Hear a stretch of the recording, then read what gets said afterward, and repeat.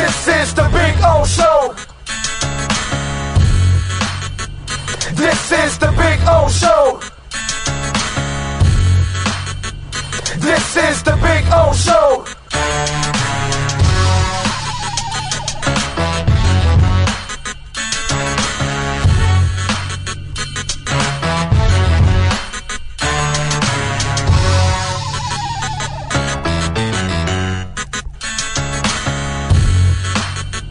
This is the Big O Show. This is the Big O Show.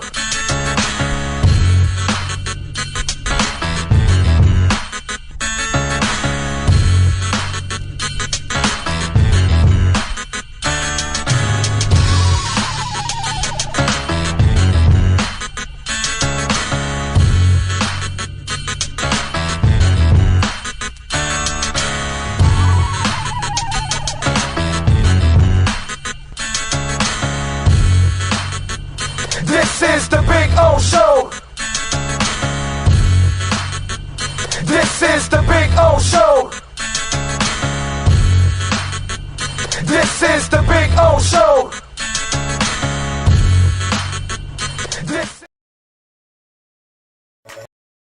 Welton Rayom has more than 62 years of litigation experience handling insurance disputes. They're committed to resolving even the toughest insurance claims quickly. Call them for a free consultation. 954-966-4646. At Welton Rayom, they don't get paid unless you win. Property damage claims to your home, business, or condo as a result of a hurricane. Welton Rayom can help. Water, mold, fire, smoke damage, Welton Rayom can help. Call 954-966-4646.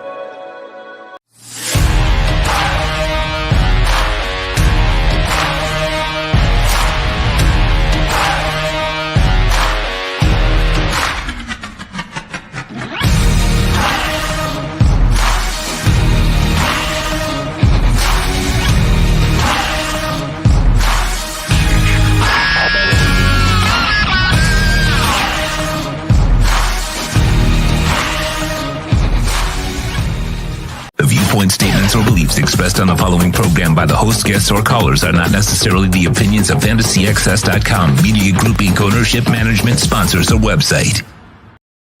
When it comes to South Florida sports teams, very few in the media have witnessed, lived, and covered it like the Big O. Let's start the program dedicated to your favorite South Florida teams with a passion that's unmatched. The Big O Radio Show is on. Here's the Big O.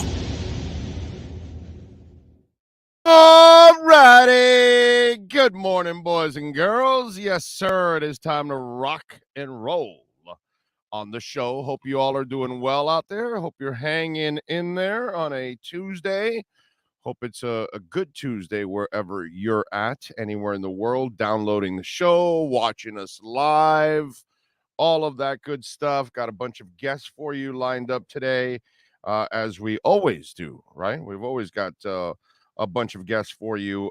We've got Ira Winderman joining us at 10:30. We've got Manny Navarro at 11:30. We've got Alan Poupar will be joining us at noon.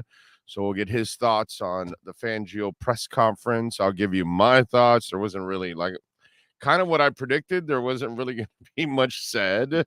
Nothing really earth-shattering out of it.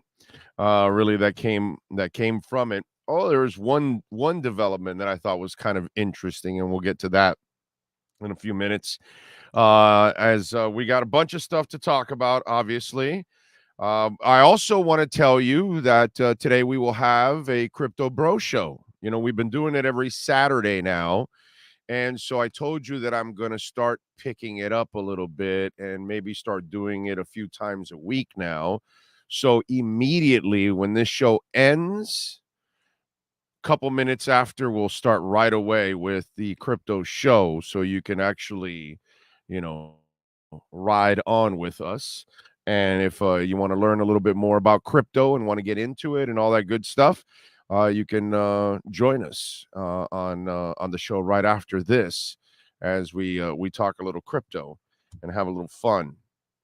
as there's a lot of interesting stuff kind of developing with I just find it really, really intriguing. So we'll get to talk a little bit about some of the developments going on in crypto. So we've got that going on for you. We got a bunch of interviews. Let me see. I'm trying to see what the latest update is. Okay, I see 24,696. I almost got confused yesterday with the what's it called, with the markets, which they weren't open yesterday, which is today they are, obviously. So we'll see what we got going on overall, and we'll see the latest on what goes on with the markets, because haven't started off very well yet. So hopefully we get something going on. Tua Time says happy Mardi Gras from Louisiana, Big O and Sean. So he's in so we got Mardi Gras everywhere. Did you guys see Gisele? Well, I gotta tell you something. Gisele's already having some fun. This morning I'm getting prepared for the show, and wow, it's this thing's kind of frozen or something. What? There we go. Okay, so I'm getting prepared for the show, and I am checking out some material to talk about, and I see that Gisele Bündchen is actually what's it called? She's enjoying herself at Carnival. So kind of interesting that that Gisele is having some fun at Carnival. She's solo, by the way, in Carnival. So I'm trying to see if I can get the. Let me see. Is this the one? Let me see if this is the one here. Nope, this is not the one, unfortunately. That's the poor young man, a 20-year-old that passed away. This thing's freezing up a lot, man. I don't know what's going on here, but it's freezing up a lot here. Anyway, so Gisele's enjoying herself, and it was like a really nice picture, I got to say, of her. She's in, I mean, she's probably normally in great shape, but she was like all out, like in, like what would I call it? Carnival shape. In other words, okay, she was in carnival shape, is what we saw, and she looked good. I gotta say, if he is seeing this somewhere, and I'm talking about Brady, he is probably going, damn, damn, damn. So yeah, there's Gisele. Look at those abs, dude. Yep, yep. Football over her. A really crappy season of football over her. Oh man. So there you go. So Tua Time, you're not the only one enjoying Carnival now. Yours Mardi Gras, there, Brazil Carnival. But so Gisele Bündchen is also enjoying Carnival there. Damn. Alexa says he's saying I messed up. Yeah. He really had nothing to prove going for a third year to Tampa, like zero to prove. Winning another title would have just, it would have been, it's just monotony, it wasn't anything extra. You won your seventh title, bro. You won your second one with two different teams. You proved your point. You had nothing else left to do. You should have walked away from football, and you would have stayed with your family and your kids. I read a story too. Tom Brady, throughout the year last year during the Bucs season, he and his sons would go about 3 times a month to a animal shelter, And that's how he and his sons would bond, and they take care of the dogs and all that. Nobody knew about it. Tom didn't want it to get out at all whatsoever. So he and his sons would show up to this animal shelter a few times a month to kind of take care of the dogs and, do all that stuff and bond at the same time. I thought that was I read that story. I thought that was very cool. And you could tell last year was just one of those years, dude. Divorce is not easy on anybody, man. And nobody who wants to lose their family. You know what I mean? You've got to be a twisted person not to want to be around your family or something, or maybe you made a tragic mistake and you never really wanted to be a family person or whatever. But just a weird thing. It's a weird dynamic, and you can imagine how stuff like that is going to mess with your head. But I saw the Gisele picture, and I was like, that man messed up, bro. That man messed up. And she is looking really, really good, I gotta say. Yeah, he says Tom Brady could get a younger woman. Yeah, you can get a younger woman. That doesn't mean she's gonna be a good woman. See, that's the difference, brother. It's that younger stuff that gets old quickly, you know? It's if you're just banging her because she's fine, you will get tired of banging her no matter what. You'll get tired of listening to her. You'll get tired of having to cater to her because in the end, you really don't love her. You know what I'm saying? It's it's something that those kind of comments that comes just from the chauvinistic guy like point of view. You're in the barber shop, you're in the you're somewhere with the fellas talking shit. But the reality is, if you want me to tell you the reality, like I just told you now, that stuff only lasts for a little bit. You know, after if you don't love the person, it doesn't matter, dude. It becomes a burden for you after that. I always say this, like it takes more effort to be a jerk to people than it does to be nice. Because being a jerk, then you make it uncomfortable. Being a jerk, maybe you have to say something that's uncomfortable. Maybe you even have to lie. Now you got to remember the lie. Now you got to, write it and whatever, all those kind of things. Whereas if you're just nice, it's a lot smoother transition. People get along. You can get to where you're going. You never have to worry about anything. So that whole thing of, oh, I lost my wife and my kids, and okay, I'm going to go bang a younger broad.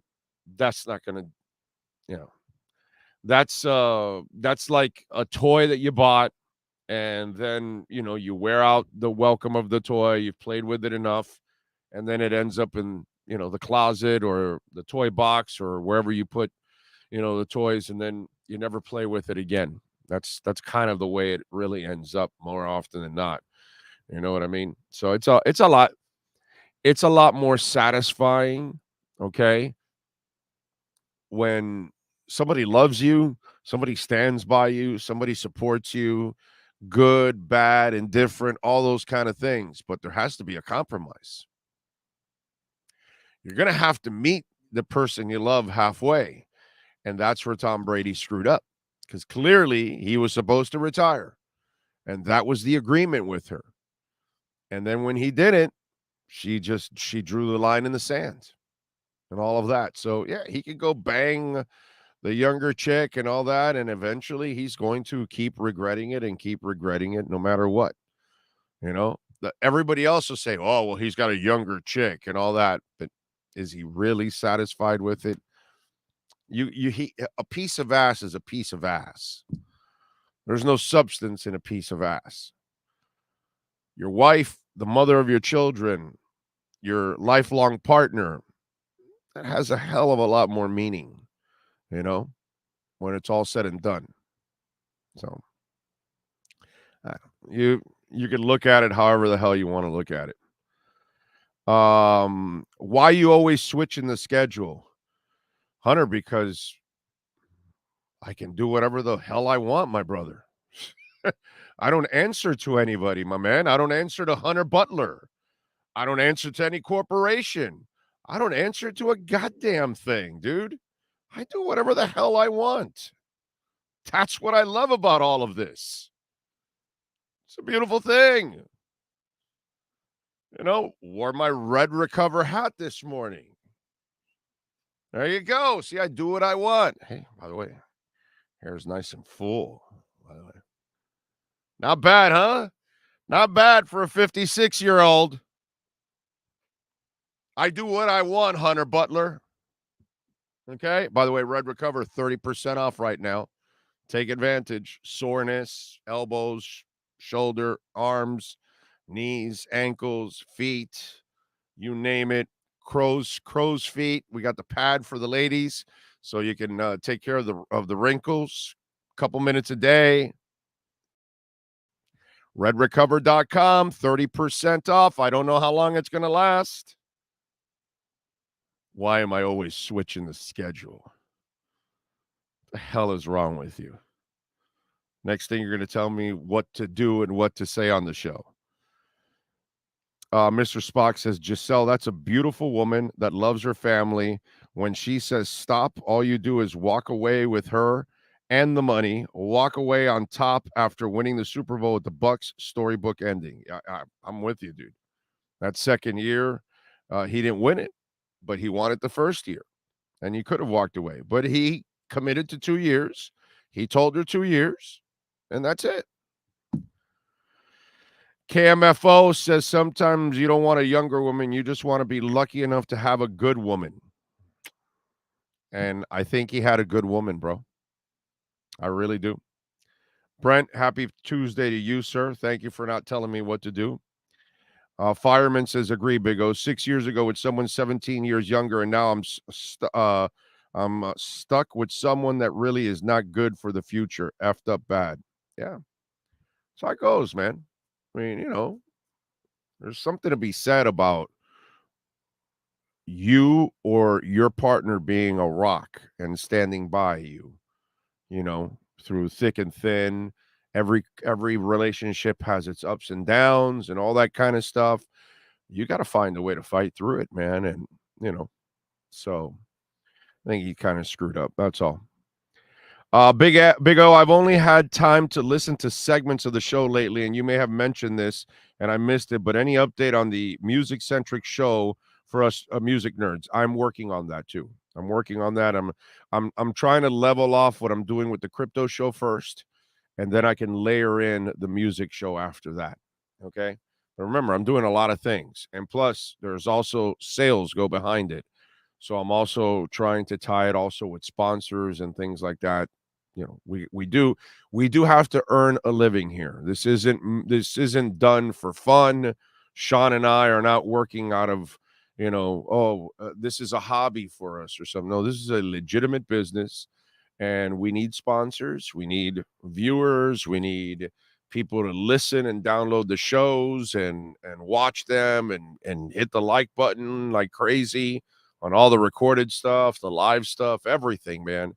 You know, the wrestling show that Sean does, the crypto show coming up at 1:00, by the way. Right after this, we will do a crypto show. So, yes, we move and keep moving, and I am working on the music stuff, but I don't want to bite off more than I can chew. I want to kind of pace myself and see if I can then remember, because that would be 3 different shows that I'm doing. So it's just one of those things that I've got to kind of be very careful and break it up a little bit and break it up the right way. News is saying Lamar to Miami. No, there's no news Lamar to Miami, Utah trucker. If you're that stupid to believe that shit. I mean, what can I tell you? You know, that's same stupid shit that other idiots are repeating and over again, and it makes no sense whatsoever. So all I can tell you is, you know, that's ridiculous. So I would tear the Dolphins eight new a-holes for a stupid ass move like that. So that's why I can tell you that it's not going to happen. But hey, listen, it's the off season. They got to fill time. They got to talk about stupid shit, and people get hook, line, and sinkered all the time in this world because people just believe what they read all the time, and they don't understand what the hell really is going on. But if you use a little common sense, just common sense tells you it's a stupid and illogical move. That's all. Let's see. Let's give up picks that we don't have. Let's give up more cap space that you don't have because you got to give away a major salary and it's all guaranteed. And then now let's change the entire offense because he can't run McDaniel's offense. So let's see, how stupid is that story? How illogical is it? Anyone that writes it, anyone that talks about it. Think about that. How fucking ignorant you got to be to think that they're going to all of a sudden change their entire offense for Lamar limited passer Jackson, a guy that misses more games than two. Think about how freaking stupid that is. It's just that's the part that I love about it is, like, think about it yourself, okay?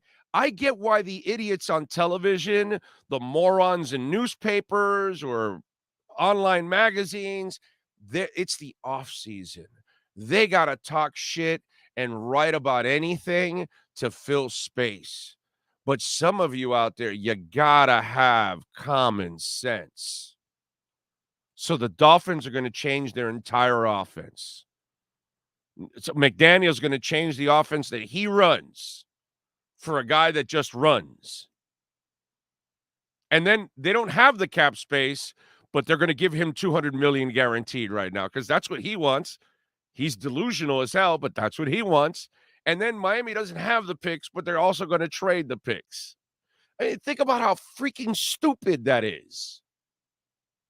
I don't understand how any Dolphin fan that has a brain thinks that that's logical.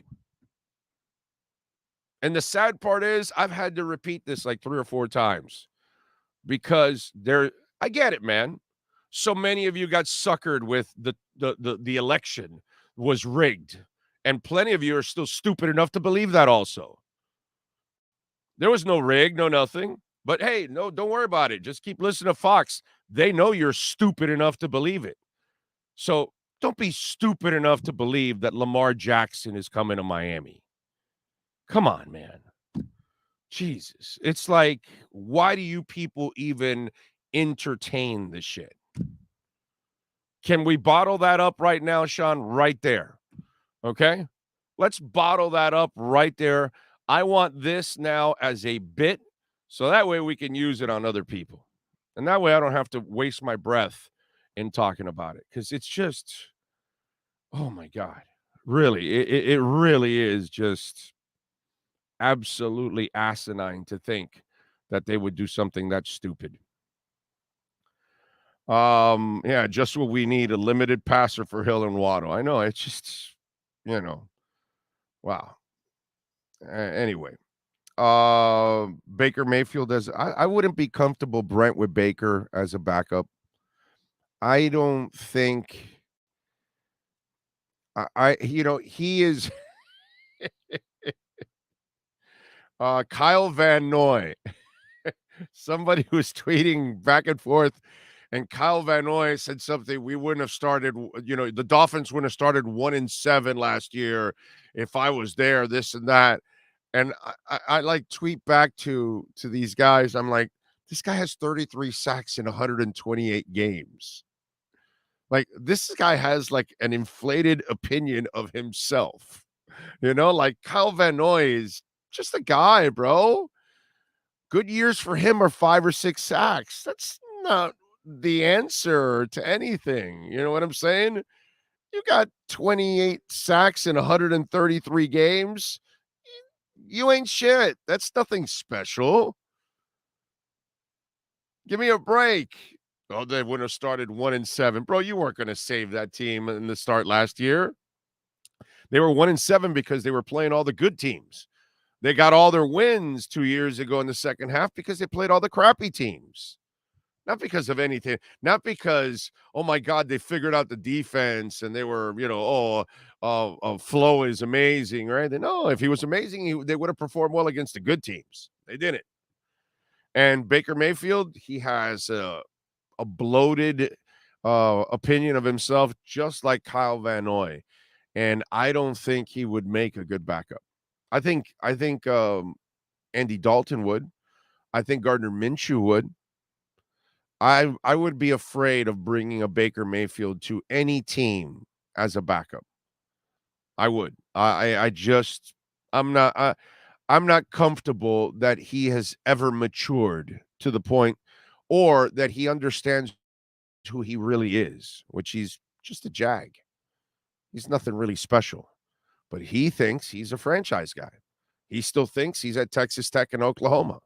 And I'm sorry, he's in the NFL now. So I will disagree with you on that one. I'm not comfortable with Baker as a backup. Okay. Do you think a power running back would be better for our running game? No, I think the guys you had last year were just fine. I think what you have to do is commit more to the run and better the left guard and right tackle position. That's it. I love Hunt, love Connor, and Armstead. So you got 3 of the 5 positions. Fix it by having a consistent left guard.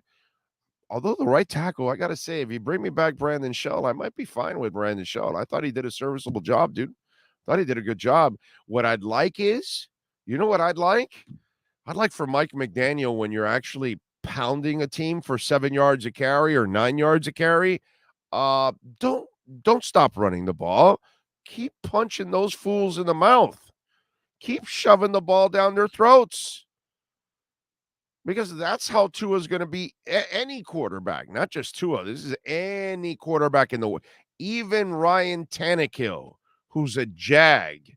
You give him a running game, he'll be able to make a couple passes for you. And he's a jag. You give elite passers like Tua that, you got an opportunity. You got guys like that with that deadly-ass accuracy.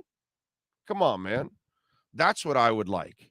It's not a matter of a power back or anything. It's a matter of knowing when to turn it on and turn it off. And that's where he struggled badly last year. That's where he has to improve on game day decisions. That's where I give McDaniel like a D. Everything else pretty much is an A. His game day decisions, he sucked. But he's a rookie coach, so we got to give him the break. And we do. We give him the break. He gets the pass this year. Next year, we fry his ass if this continues. Just want you to know ahead of time. He better be much improved on game day. He better be winning a lot of challenges, not losing all his challenges. So it's not a matter of a power back. It's a matter of fixing the line with the 2 spots that are left, and then having the proper dedication to it, especially when it's working well. What else do we have going on? Only concern with Dalton is mobility. Mobility is not that big an issue if you know how to throw from the pocket. Okay, and he's a backup, dude. You guys make it sound like you want to go get a backup that also can take you to the Super Bowl. That's just not really the case normally. And I get it. It happens. It's happened a couple times, but that's usually because your teams are so freaking dominant that's why that person is able to assist you in that area. Let's see. Sam Darnold for a backup, Big O. Might not be bad. He actually played his best football down the stretch. You know, he always scares the crap out of me because he's a turnover machine. But what can I tell you? The more Dolphins show that Tua is their QB, the more mainstream media and clickbait sites push the other stories. 99% of these people don't watch the game. Ignore the baseless noise. Yep, that's exactly it. It's the off season. you got to fill space. So they're going to come up with all kinds of crazy stories. So that's really what it is. Just use logic when you think about it. That's all. Just their logic will tell you what they should be doing and what they probably will do. And history also will tell you what they're trying to do at the same time. So I would just kind of I would relax on all of that. When we are done with Ira, I want to react a little bit on the Fangio press conference and go over some of the points. Panthers yesterday got by a terrible Ducks team 4-3 for Hagee and Lomberg with some goals. Kachuk, who has just been, God, he's worth the price of admission. He is worth every time you watch it. Had a couple of assists yesterday. Bobrovsky had 29 saves. They've got Buffalo on Friday. The Heat is also off till Friday. They take on the Bucks. Canes move up to number 13 in the AP rankings. Tonight they take on Vatek. And I'm thinking of taking Vatek is favored by 2.5. And I know they have a decent home record, but I'm sorry, dude. They're 6-10 in the ACC. Miami is 13-4. Miami can win on the road. I'm taking Miami plus 2.5 points. I saw that this morning, and I jumped on it right away. And I'm saying no. And I don't think there's any major injuries that I've read for the Canes. I'm taking Canes tonight plus 2.5. I just want you to know this, okay? You know how I've been telling you, hey, when the Heat is heavily favored, you got to go with the opponent every time. And we have made a boatload of money here the last couple of weeks playing against the Heat, right? Taking the opponent, taking the points, because they absolutely suck as favorites. The Heat are a pathetic bunch. They are nobody to give points to people at all. So you always take the dog against the Heat. You only take the Heat when they go up against teams and they are the dogs. Okay? That's when you take the Heat because they find a way to either surprise a good team or play a good game, and they play inside. They are much better dogs than they are favorites. They are terrible as favorites. Well, this is a case here where I'm not sure what Vegas is seeing, just like I have no idea what Vegas is seeing in the Miami Heat, that they heavily favored them at times, and they can almost never, ever cover. And I don't know how they've switched it. The other day in one of the games, they finally made them, a favorite barely, and they were able to cover. But this here tonight, I got to tell you, man, I'm taking plus 2.5 here tonight. I like the Canes in this one. All right, let's get ready. Let's talk a little hardwood. Let's get to a little basketball talk. Some additions. We'll get to the additions and the news around the NBA with Ira Winderman and our accurate Pembroke Pines Miami Heat and NBA report.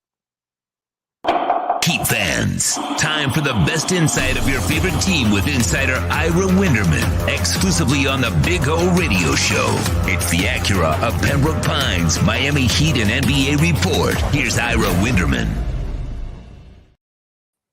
All right. How you doing, Ira? You doing good? Good. Enjoyed the 3-day break. Finally got a little bit of a weekend, so that was nice. And, of course, just when I thought I was getting away, signed Kevin Love, signed Cody Zeller, redo the roster. Look, they got better because they addressed areas of needs. Does this push them balanced. to some mountain? The way I look at it, they're more balanced is what it is. Does it get you closer to the elite? Not at all. But you are better balanced now than you have been all season long. You've been completely imbalanced with the bigger players and putting Caleb in positions that he shouldn't be in. Now there's more method to the madness. Let's put it that way. Yeah, and now you're not this Lilliputian team going against where guys like Jokic are just grabbing rebounds over the top. You're not getting slammed on the boards. It's interesting because there is a degree of competition still here, Big O, and that competition is this. Can Caleb Martin hold on to his starting job simply because of his versatility versus Love? We'll see. Is Omer Yurtseven the player we saw for 6 weeks where, hey, Cody Zeller just becomes insurance in case Omer doesn't come back?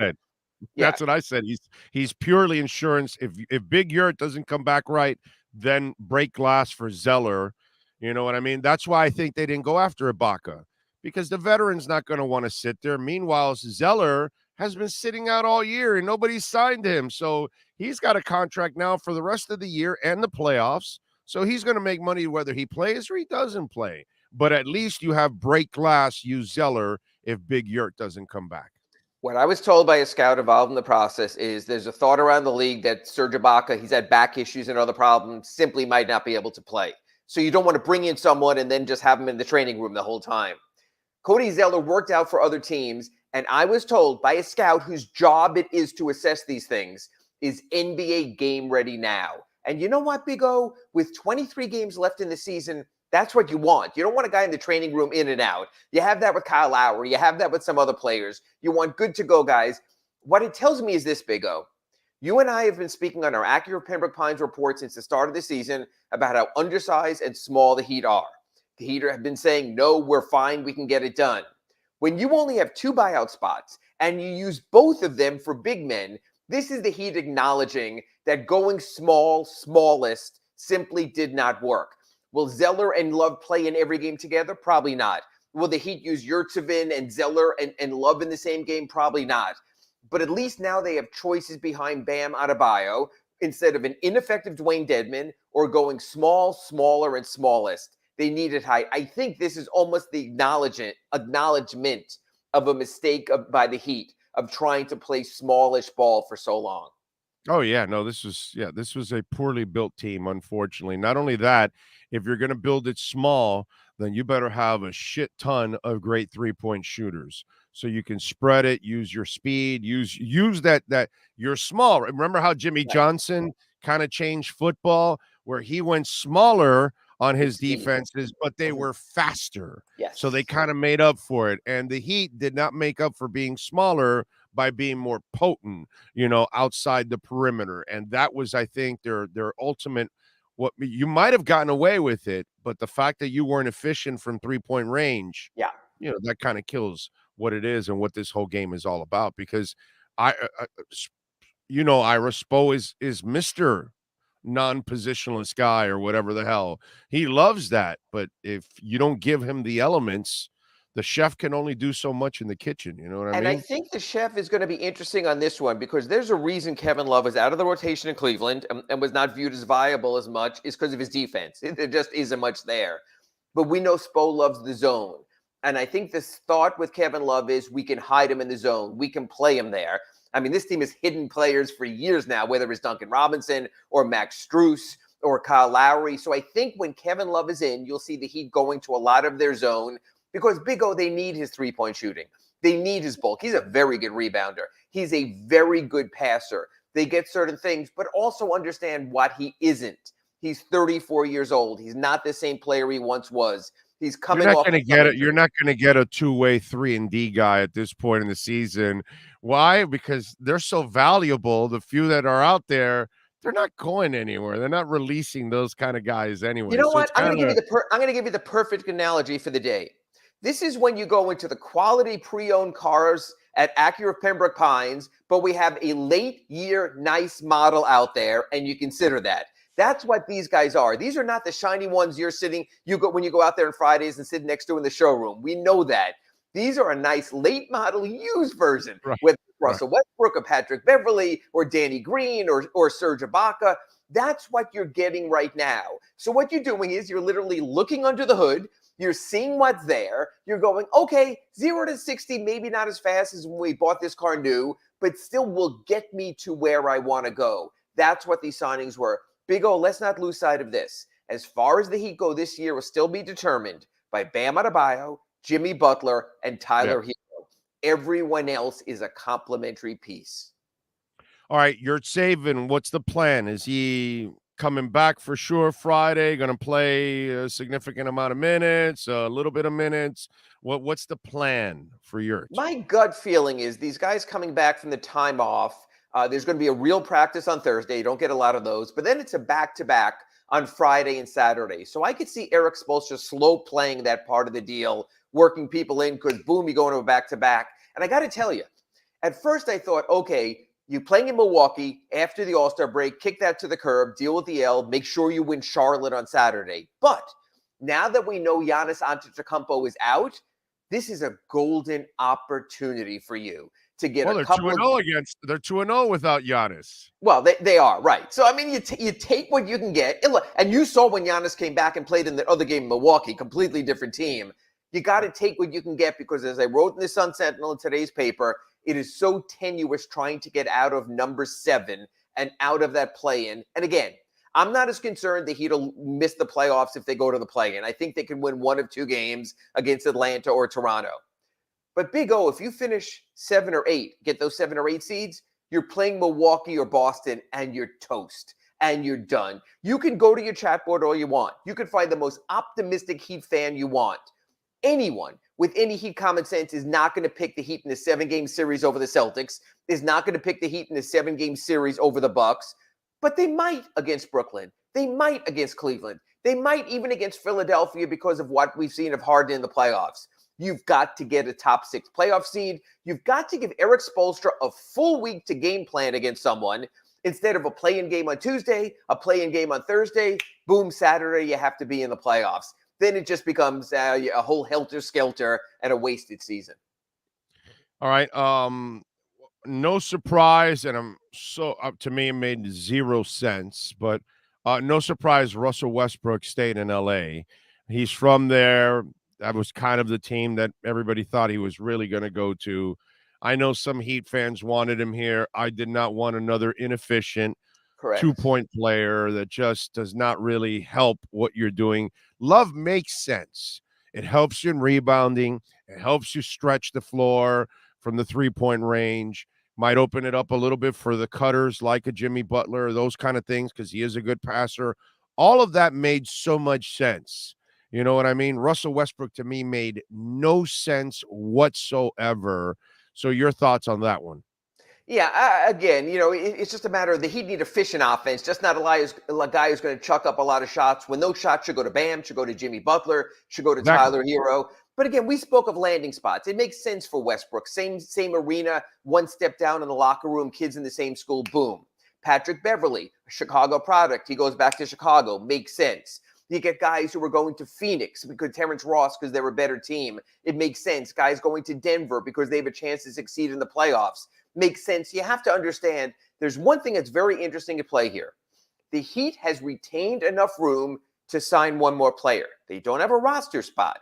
But if Cody Zeller doesn't work out, or if Omer Yurtseven does work out, they can still cut Cody Zeller and bring in yet another player, provided that player was cut by March 1st. Today, Chicago's going to have to cut a player. I thought it might be Goran Dragic, and I would have been interested. Instead, it's going to be Tony Bradley, their center. But what I'm thinking the Heat did with Zeller is they said, hey, we're going to give you 3 weeks to compete with Omer Yurtseven. If he beats you out, we're going to go ahead, maybe then add a guard, because then they can also give Kyle Lowry a good citizen sort of tryout. Can you deal with maybe being a backup, playing limited minutes, pushing yourself a little more? So I don't think this is fully written right now how the Heat's final playoff roster will look like. That's what Andy Ellisberg did. He retained flexibility in the deal of Dedmon, in creating the salary cap space, and still having space for one more addition need be. So we might still be talking that down the road in another accurate Pembroke Pines report. Are you surprised the team that they're playing on Friday, the Milwaukee Bucks, signed a former Miami Heat player that was in a lot of hot water? No, because I think this is the league of second chances. This is a guy who has done everything right. It's the nitwit who says something wrong and stands by it that Right. you're concerned about. You know what? You can make an argument that Myers Leonard has gone above and beyond, that he realized what he said was so distasteful, so poorly constructed. He went out in the community and did something about it. I'm not so sure, no offense to you, Big O, or myself, that either of us right now have a better record of public service over the last 2 years than Myers Leonard. He has committed himself to righting a wrong. That's all I want. I don't mind. We all make mistakes.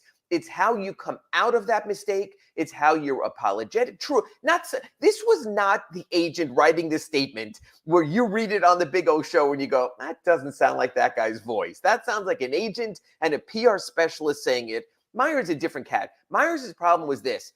He talks too much. You've been around Myers. You ask him a 6-word sentence question, and he's talking your ear off for 20 minutes. It's just the kind of guy he is, and we all know, because you've been in the radio business so long, you talk too long, you get yourself in trouble. That's what Myers did. This is a 10-day. This is a tryout. This is a decency thing. It also might be a thing where a team wants to make good to his agent. Hey, we'll do you a positive. We'll do you a favor here. We'll see how it works out. I have no issue with Myers Leonard after all he did, getting another shot in the league, and how interesting that his first game back could be against the Heat, especially now with Giannis out.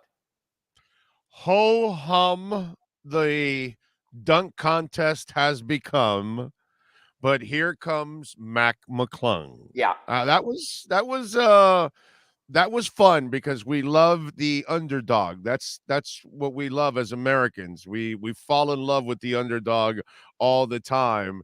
And McClung was that story that everybody got behind because he's the G League guy. He's not really the NBA guy.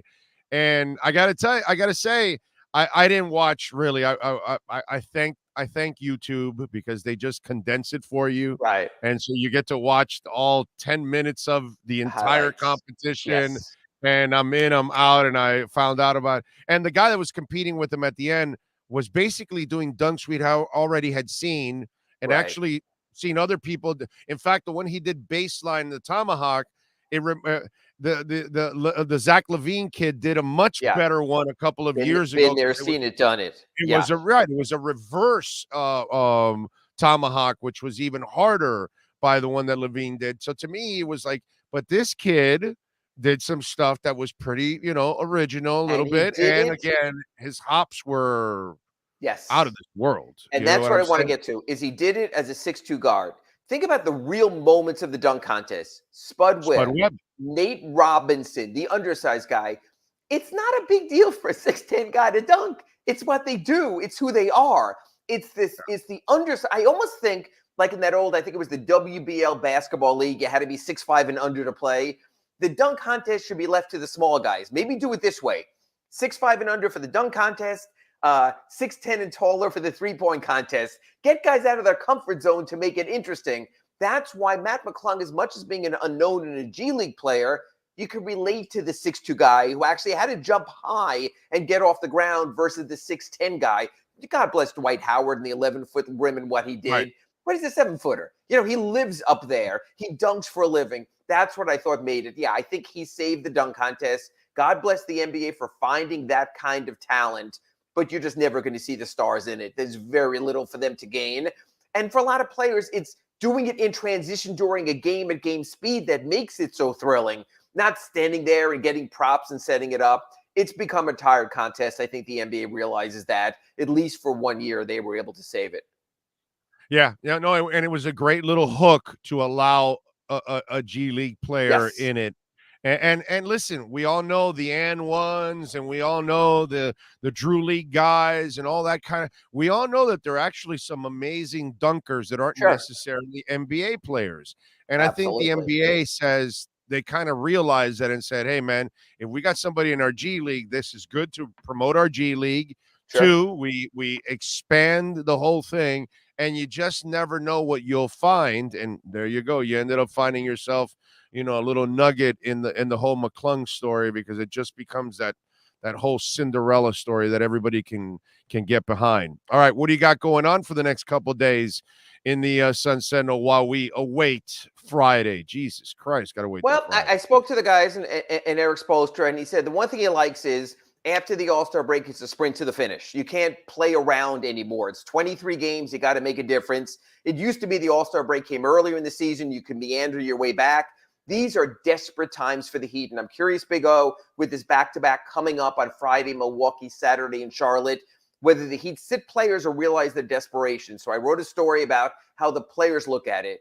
I spoke to an NBA scout. I'm going to post this story a little bit later today about what he thought about the Kevin Love and the Cody Zeller signings, and I'll preview it a little. And he basically said, look, they're not taking anyone's place. They're taking Dwayne Dedman's place. All they have to do is compliment. If they do that, the Heat will get better. So he said, you know what? It's not a bad signing. We have to wait to see if it's a good signing. So you'll have your scout's eye view there. And I wrote in my Ask Ira today just a little bit also about whether the Heat can hide Kevin Love in their zone defense. Like you mentioned on our Accurate Pembroke Pines report, Eric Spoelstra, if nothing else, will maximize a player's possibilities. And I am sure Eric Spoelstra through All-Star break had that little folder. I will do this with Kevin Love. I can't do this with Kevin Love. How can I make it work the best? You know what? When you get a guy with an all-star pedigree who knows what it takes to win, that puts you a little ahead of the curve. Look, the Heat signing a 34-year-old guy, that's what they do. They're not trying to rebuild Kevin Love's career. They're trying to get 23 games the rest of this season and some playoff time. They'll worry about everything else down the road. They should just double Spo's salary. That's all I know, because that guy covers up for a lot of the mistakes that front office has made over the last few years. Absolutely. I think he's just an absolute MVP, man. That guy is an amazing coach. He really is. All right, follow him on Twitter at Ira Heatbeat. Catch his amazing work there at the South Florida Sun Center. Do what I do, man. Subscribe, support Ira and all the exceptional writers there at the South Florida Sun Sentinel. Ira, thank you. We will see you tomorrow for the RedRecovered.com Inside the Paint Show, 9 a.m. with Kurt Heelan. We'll go through all the moves around the NBA, get you fully reset for the second half or the resumption of the season. Thank you, Big O.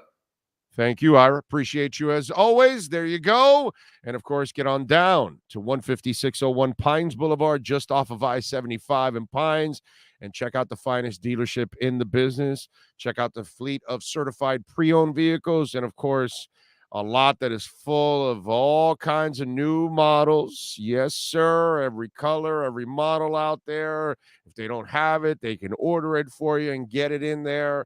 Great selection, always one of the best selections, and the number one volume sales dealership in the USA, baby. That is Craig Zinn's Acura of Pembroke Pines. You've been listening to the Acura of Pembroke Pines Miami Heat and NBA Report with Ira Winderman. When you're looking for award-winning service and great deals from the number one volume Acura sales dealership in the Southeast United States, you go to Craig Zinn Acura of Pembroke Pines at 15601 Pines Boulevard in Pembroke Pines. All right. Charlotte isn't a given, says Man of 1,000. Nothing's a given for this Heat team. They're not a great team or anything like that, dude. They are not reliable. They're not. You know, Bam's reliable.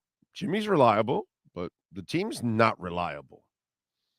So, you know, that's they've lost to Charlotte. So, yeah, I'm with you, man. Mr. Spock McClung had some nice dunks. He did. You got to give the kid a lot of credit. With the way the Heat have been playing this year, there's no easy W on the schedule. Hopefully the latest acquisitions will help. It'll balance it out. I don't think it really makes much of a difference, to be quite honest. I don't think you're winning, a few extra games because of what you just acquired. I just think you're a slightly better team with more balance, but overall, you're not cutting any gap between you and the teams that are at the top of the conference. Jay says, Orlando, I sent you McClung's highlight video from last year, months ago. I really wish the Heat had signed him. Jay, I don't even know if he's still a good basketball player. You know what I mean? I know he's a dunker, but I don't even know if he's really a good basketball player. I'd have to see him over a few weeks to see if he can actually, play the game. You know what I'm saying? Like, Harold Miner was explosive and could dunk and was ferocious going to the rim. But as a basketball player, he wasn't anything out of this world. I'd rather have Bimbo Coles. Okay? And not that Bimbo was a bad player. It's just Bimbo was a basketball player. Okay? Maybe not the most efficient offensive player, but he was a basketball player. Handled the ball well, distributed, played good defense. You know, that's where he excelled. Offensive game was, wasn't great ever, but it was serviceable. But Harold Miner couldn't do anything good except dunk. So I don't know. I'd have to watch McClung, not highlights. I'd have to literally watch him play the game of basketball and see if he can. It's. I was having this discussion with somebody else about Westbrook. Why I didn't want him here, because I don't think he's a very good. He's not very efficient. And to me, that makes you less of a basketball player if you're not efficient. And if you're just running around with a chicken with your head cut off and you're shooting 80 times so you can score 20 points, that does nothing for me, dude. You're shooting, 35% from the field or something. That does nothing for me. So, not from three-point range. I'm talking about from the field. I think he's like 40 or something. It's terrible. No. So that's where I need to see more of McClung, the basketball player, not the highlight reel. And that's what I don't know.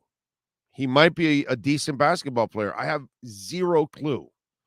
I have to literally watch him play basketball, and I've never done that. So I have to plead ignorant there on that part. But if he's anything like Harold Miner, I want nothing to do with him at all. If he's just, Kenny Skywalker, I want nothing to do with him. You know what I'm saying? We've seen these kind of players in the history of the game, and they don't last because they're Sylvester Gray. Boy, I lost about 99.9999% of you with that one. Anyway, I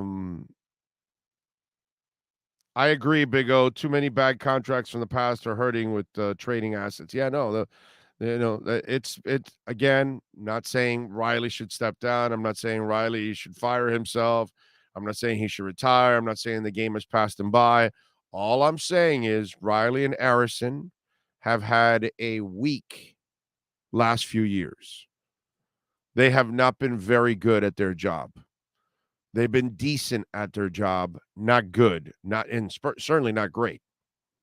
They haven't even been good. Okay?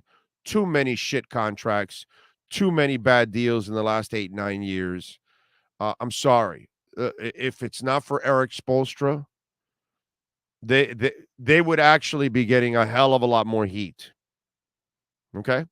Eric Spoelstra makes you look better than what you really are as a player, as a team, and as a front office. Okay?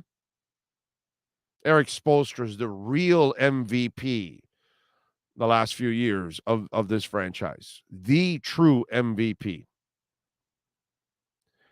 What else do we have? Orlando, you said earlier Lamar misses more games than Tua. I challenge you to explain when Tua has never played any season start to finish. Lamar has only missed games the last 2 years. Well, then he's missed more games the last 2 years. The injuries are building up, Nelson. The hits are building up, my brother. That's what's happening. This is year 4 and 5 of taking a pounding. What do you think? You think he's going to stay healthier from here on out? He's a running quarterback, which means you take on punishment. Nelson, dude, I can't explain common sense to you. I'm sorry. I can't explain common sense. If you don't see it, I can't help you. That's all. All right? And you know what I saw? I saw Tua come back on him down 21 points at his house. I saw Tua come off the bench with shit offense and beat him at home the year before. I don't know what you're watching. I know what I'm watching. Okay? I know Tua is 100 times better than he is as a quarterback. Not an athlete, not a runner, a quarterback. 1,000 times better. Okay? Not sure what you're watching, but I'm watching a guy that is increasing the punishment, and his body is taking more and more hits. And that's what's building up, just like it did with Cam. The only problem is with Cam, he was built like Adonis, so he can take more of a pounding, but Lamar cannot. And the body is now wearing out. And it's only going to get worse. And at one point or another, he will get haloti nodded.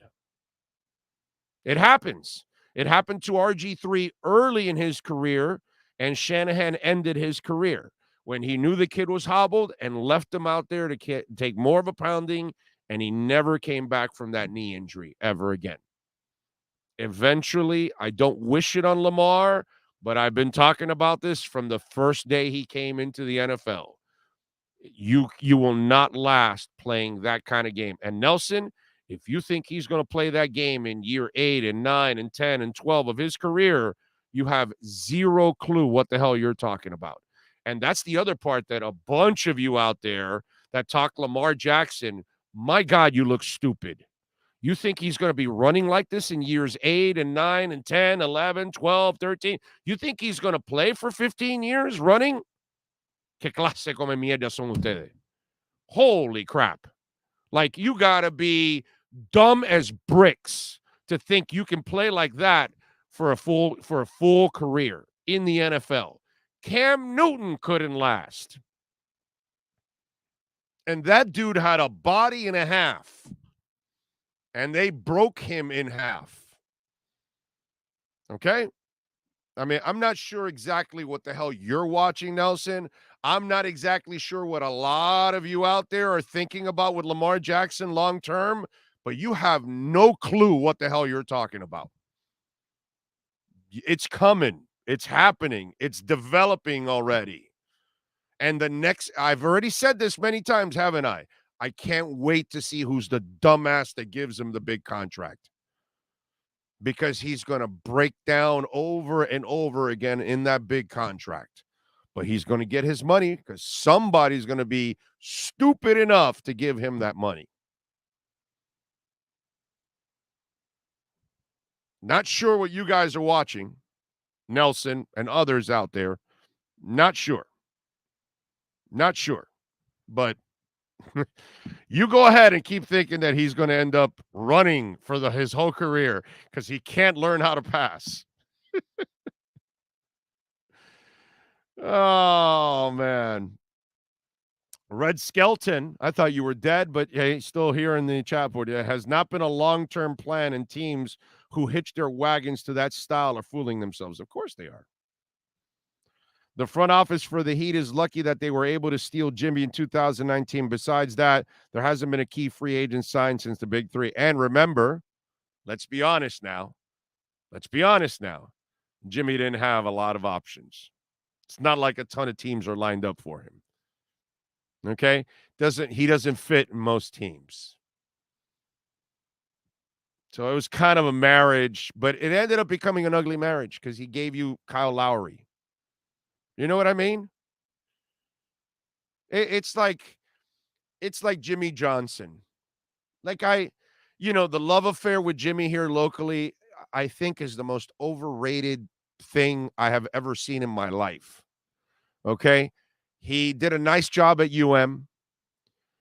And I say nice because he choked away the Sugar Bowl with Tennessee, and then what he allowed Vinny Testaverde to continue to choke away the Fiesta Bowl was pathetic. But he got one championship. He should have gotten more, should have done better, and he didn't. Okay, and then with the Dolphins, he destroyed the offense, ruined Marino's career at the end, and set the stage for Marino to have an embarrassing finish. And yeah, he got the defense, but dude, then he gave us Wanstead. Get the hell out of here. Get out of my face, bro. Get the hell out of here. Come on, man. It just, these kind of things that happen in life, it's just, why?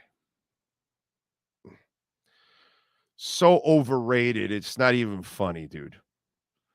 Freaking leave me with Wanstead.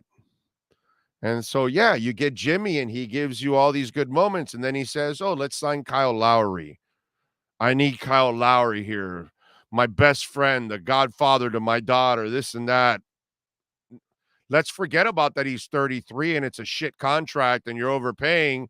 No, but the Heat, hook, line, and sinker fell for that shit. So, after, it's kind of like, I love Butler. I love watching him. I love how he plays. But, dude, you gave me Kyle Lowry. you kind of screwed up what you've done here now. Because you set the entire franchise back. You set yourself back. You set the franchise back. Now we got to put up with Kyle Lousy. Get the hell out of my face. Hour number 2, we'll go over Fangio's comments right here on the Big O Radio Show.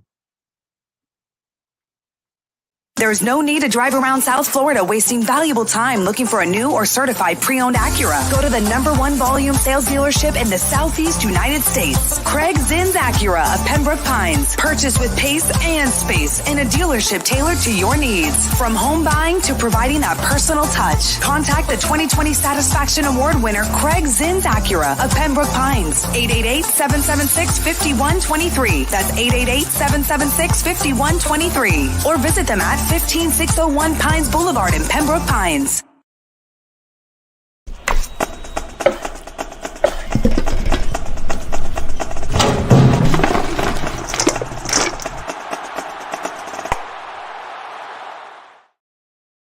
Welton Rayom has more than 62 years of litigation experience handling insurance disputes.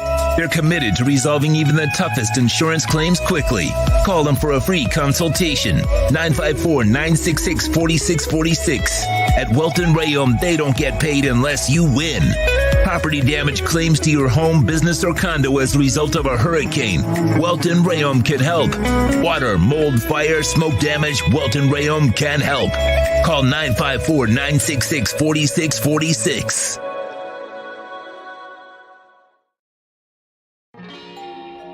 Oh, great. You have a doorbell camera. Now you have a front row seat to your house getting robbed. They're breaking into my house! Ooh, there goes the TV. I'm sure it'll turn up at the pawn shop. No, not the TV! Just because you can see them, that doesn't mean you can stop them.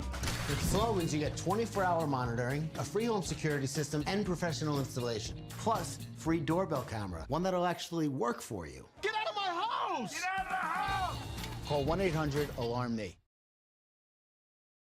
For over 16 years, EJDconstruction.com has provided South Florida residents quality craftsmanship, accurate project management, and exceptional service. That's why EJDconstruction.com is an A-rated member of Angie's List and the Better Business Bureau. When you're looking for the right custom home builder for additions or home remodeling, please call my friend Eric at 305-433-4843. That's 305-433-4843 for EJDconstruction.com.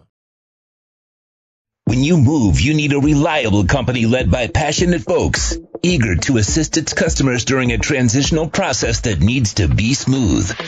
Call Essential Moving Experts at 844-368-5750 for all your local and long-distance moving needs. You can rely on Essential Moving Experts. Mention the Big O Show and get $150 off. Family owned and operated, they offer free 30-day storage, full-service moving, fully licensed, bonded, and insured. Moving was never so easy. EssentialMovingExperts.com. Welcome to Red Light Therapy, a revolutionary technology perfected by NASA to aid in muscle strengthening and recovery. Red and infrared light has the capacity to penetrate deep into the cell's mitochondria, potentially leading to increased energy, faster recovery, and the optimal performance your body demands. Train, fight, recover.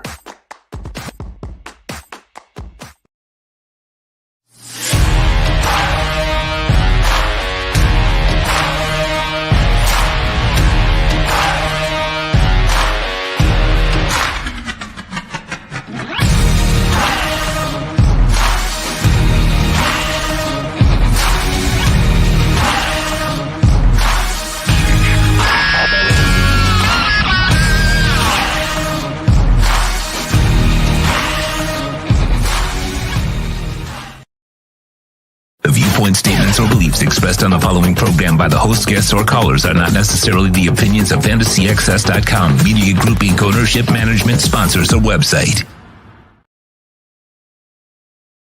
When it comes comes to South Florida sports teams, very few in the media have witnessed, lived, and covered it like the Big O. Let's start the program dedicated to your favorite South Florida teams with a passion that's unmatched. The Big O Radio Show is on. Here's the Big O. Hour number 2 of the program. Thank you all for tuning in and supporting the show. Always appreciate that. All right, what else do we have going on? You know what we love to do? We love to going over our Cutter's Edge Pro.com MVP of the night. Who's last night's MVP? For your complete landscape solutions anywhere in South Florida, there's only one MVP. CuttersEdgePro.com. Here's our CuttersEdgePro.com MVP of the night. I'm going to tell you something. You know who's my MVP? Mike McDaniel. Mike McDaniel is my MVP. All right. Now, this Cutter's Edge stuff, you know, they're your MVP when they come to your home or your business, your condominium complex, and they completely change it. You know what I'm saying? But when I say MVP of the night, sometimes it's a game, but sometimes it's just about anything in sports or even life or something like that when you're making an MVP-like move. And the fact that this came out yesterday from the press conference, I told you the Fangio press conference really wasn't going to say anything earth-shattering, which there really wasn't anything earth-shattering. But the part that I found very intriguing is that Fangio and McDaniel barely even know each other. They really have no relationship. They just kind of know people mutually. They've had a conversation here or there in passing, but they really did. Even last week when he got to town, McDaniel was on vacation. Okay? All right. So for me, the fact that this dude has enough juice to bring a guy like Fangio over without a relationship, we're talking about a league that all they do is hire their buddies. I mean, if there's something that's really bad about the NFL is that bad coaches last way too long in the NFL and they get way too many breaks. And that's because they know one friend and they know another friend and another friend and all that. And I've seen the Tony Wises of the world and other types of dudes that just get extra opportunities when they don't deserve those kind of opportunities. And so it's just one of those deals that this league is littered with all of that. And that's usually what ends up happening. You usually bring the people that you know, right? The offensive line coach that they added recently, that was a guy he knew from, you know, when he crossed over with them in San Francisco. These two had never worked together. These two don't really even know each other. But it tells you that Fangio knows people that know him. And then those people know what he knows. And one of the things that he did talk about is that he clearly has a terrific offensive mind. So Fangio took the job strictly out of the respect for his IQ as a football coach. That's pretty good. That's impressive, okay? That I got to say, you're talking about a young guy that we have not seen this from. We didn't see it from an older guy in Joe Philbin. We couldn't see it from a Cam Cameron who had to inherit some coaches. We did not see this from Flo. You know what I'm saying? This is a challenge. Adam Gase, this is a challenge for young coaches to be able to build a staff. And you knew last year when he got here, okay, well, dude, he can build an offensive staff. He should. That's his forte. But you got to fix the defense. You got to fix the special teams. You eventually got to find, and everybody tagged Fangio with him, yet they never had a real relationship outside of having the same agent and knowing a couple of people that they both know. So either out of pure reputation, out of seeing what happened last year, which was pretty good last year. I know it didn't end well here, but overall, I feel better about the Dolphins than I have in the last 20 years. I really do. I don't get too clouded by a lot of the bad luck that happened this year because I truly feel that's what really happened to the Dolphins more than anything was bad luck. And then obviously game day decisions by Mike have to improve. But man, do I respect the hell out of the fact that McDaniel really had no relationship with this guy. They really don't even know each other. They're going to get to know each other now. And the fact Fangio was willing to come here strictly on reputation and from what he's heard, that to me is MVP. And like I told you a couple of weeks ago when they hired Fangio, now if Danny Crossman works out, which I hope he does, okay, he didn't have a good year last year, but maybe they think a lot of his players had to play defense and it put him at a disadvantage. They didn't give him a returner. Maybe they think the kicker being a little shaky was not really his fault. It's just kickers being kickers. Whatever.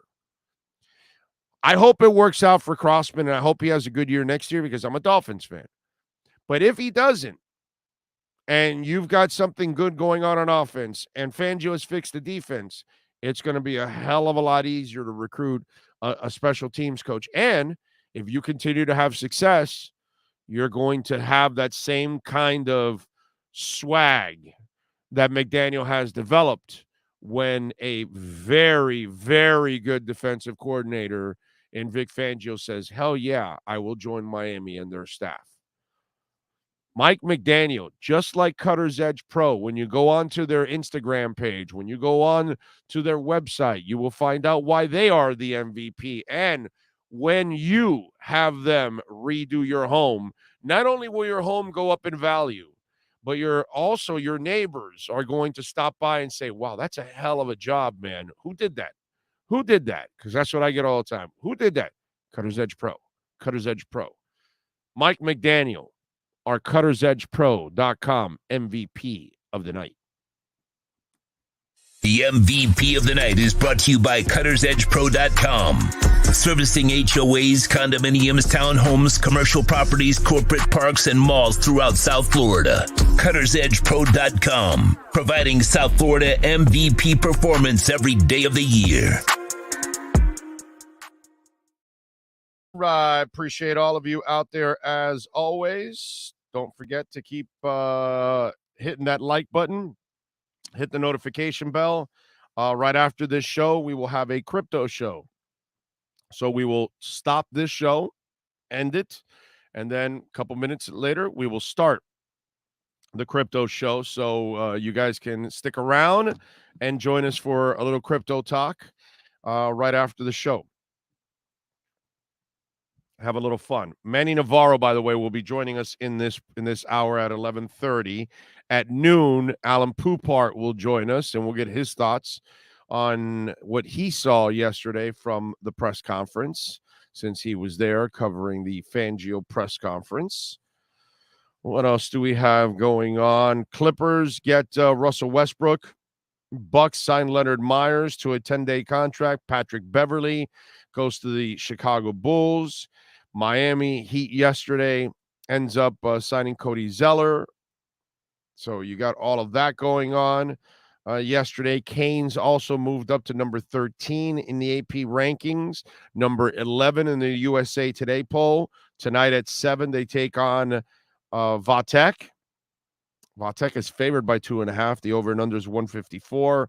is plus 120 on the money line and minus 140 for Vatek. I am taking the 2.5 points, and I'm taking the money line. Canes are going to win this. Okay. C. Dola, I like the Trezor Model T for a cold storage wallet. Plus, you can also sign on to Exodus, which is free. That's like a warm wallet, and you can sync both together. So that way you can purchase stuff and move it right over into your cold wallet. Plus, while it's in your cold wallet, you can stake your ADA, you can stake Algorand on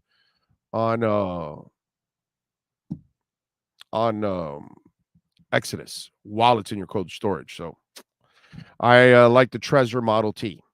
Okay, that's the one I would get. It has more coins. The other model is a little cheaper, but it has lesser coins, so you can move in there. The Model T has way more coins, so you're better off getting the Model T. Okay. What else do we have? If Tua would have played with bruised ribs this season with Flores, Tua may have been broken in half. Yeah, I know. He only played with cracked ribs last year and a cracked finger, and he threw a 50-yard pass that he completed to him. But I mean, he only beat the Baltimore Ravens with a fractured finger and broken ribs, and Lamar Jackson, and they held him out the week before. And the idiot would have held him out to that game if Jabroni Brissett doesn't get banged up in that game. And then he finally says, "No, Jabroni, you got to stay here. I think I got to play this guy. I didn't know it, but he's actually better than you." So, yeah. There we go. So it doesn't matter. It's all good in the hood. Let's see what else. Nelson says, so what? He's never lasted an entire year from beginning to end here. Alabama, St. Louis High School, whatever. What does that tell you? Well, Nelson, you know what it tells you, bro? You probably shouldn't watch the Dolphins anymore. I mean, I don't understand any of you out there. Understand this, Nelson, okay? They're not changing quarterbacks, dude. I'm not sure what you're doing, dumbass, but they're not changing quarterbacks. So what are you complaining about? You're complaining for nothing. All of you idiots complaining about Tua, you're complaining for nothing. You're morons. Tua is the quarterback. Deal with it, or, bro, get lost. That's all. Get lost. Because complaining and whining about something that's not going to change, no matter what, is useless. Lamar Jackson's not coming. Neither is Jimmy Garoppolo or Derek Carr or Aaron Rodgers or Tom Brady. None of them are coming. Tua Tagovailoa is your quarterback. Moving forward, period, end of story. If he gets injured again, then that'll be the end of him probably. But they are moving forward with him. And that's it. So talking about other quarterbacks is stupidity and ignorance because it's not happening. So Nelson, anybody else out there that wants to, complain about it, you're wasting your time and you're wasting everybody else's time on the chat board and on this show. So go somewhere else where you can bitch and complain with other people that want to change something that isn't changing. Okay? Pretty simple. I mean, it's just stupid, dude. It's ridiculous. It's asinine. Wake the hell up already. And if you don't like it, bro, then tune out. Don't watch the show. Don't watch the Dolphins. Don't care about the Dolphins. Don't watch the draft. Don't watch free agency. Tua is the quarterback. That's all. Now, if Tua stays healthy and they kick ass, I don't want to hear from you either. Okay? So if Tua's kicking ass and playing well in the playoffs, Nelson, I don't want to hear shit from you. Ever. Nothing. I don't want to hear that you love the Dolphins. I don't want to hear that you're on the Tua bandwagon. I don't want to hear any of that. Okay? Because you can't have it both ways. So you can either continue to complain about something that is never going to happen, no matter what.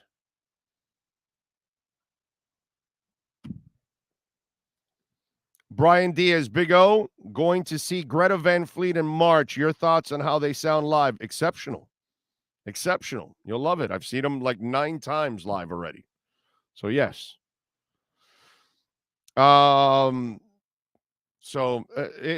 There's no comparisons, Frankie. There's nothing to talk about. Who gives a shit about Lamar? That's not your quarterback.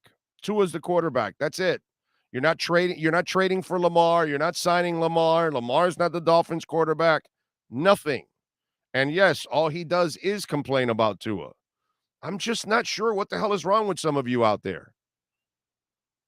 That's your quarterback, whether you like it or not. And if you don't like it, bro, then don't watch the Dolphins. Then don't give a shit about them. Leave. That's it. You don't like Tua, right? You've given up on Tua. He can't stay healthy. He can't do this. He can't do that. Okay, fine, dude. It's over. Move on. Pretty simple. Jeffrey Loria was here. I moved on from the Marlins. I was done. I didn't go back and complain about, oh, we should change this. So, no, I just tuned out the Marlins. I'm done. I'll watch Fernandez pitch every 5 days, and then that's it. I don't really care. I'm not going to talk about it. Didn't talk about it on the show for years. I eliminated the Marlins from my show open. So for those of you that are, if you're so dead set on disliking Tua and wanting to replace him like I dislike Loria, well, do what I did. I eliminated the Marlins. Ask anybody that followed the show. There was no Marlins talk for several years on this show. Several years. No Marlins talk. I don't need it. I don't need Marlins talk to survive. Nobody needs Marlins talk to survive. They don't need an article in the paper. They don't need anything. The Marlins bring nothing to the table. So it's pretty simple, dude. Get off it already. Nothing's changing. The guy's going to be your quarterback. And if you don't like it, then you don't like the Dolphins. Then move on already. That's it.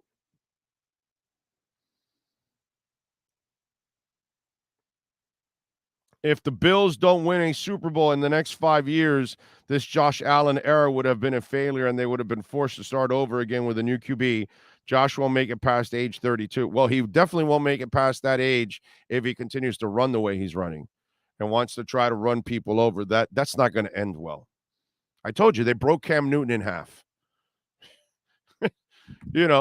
Cam Newton didn't have accuracy, and then they shot it. Then his shoulder was shot. Think about that.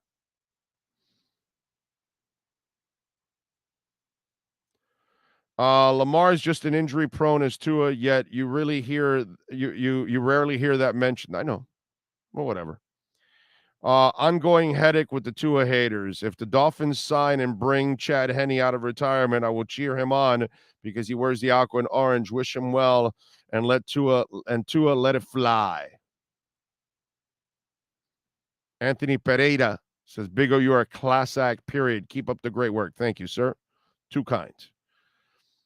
Emilio says, there seems to be a larger percentage of subscribers under the age of 30, and they have zero patience, the kind of patience we older fans have built up over the years of mediocrity. Just hurry up and wait.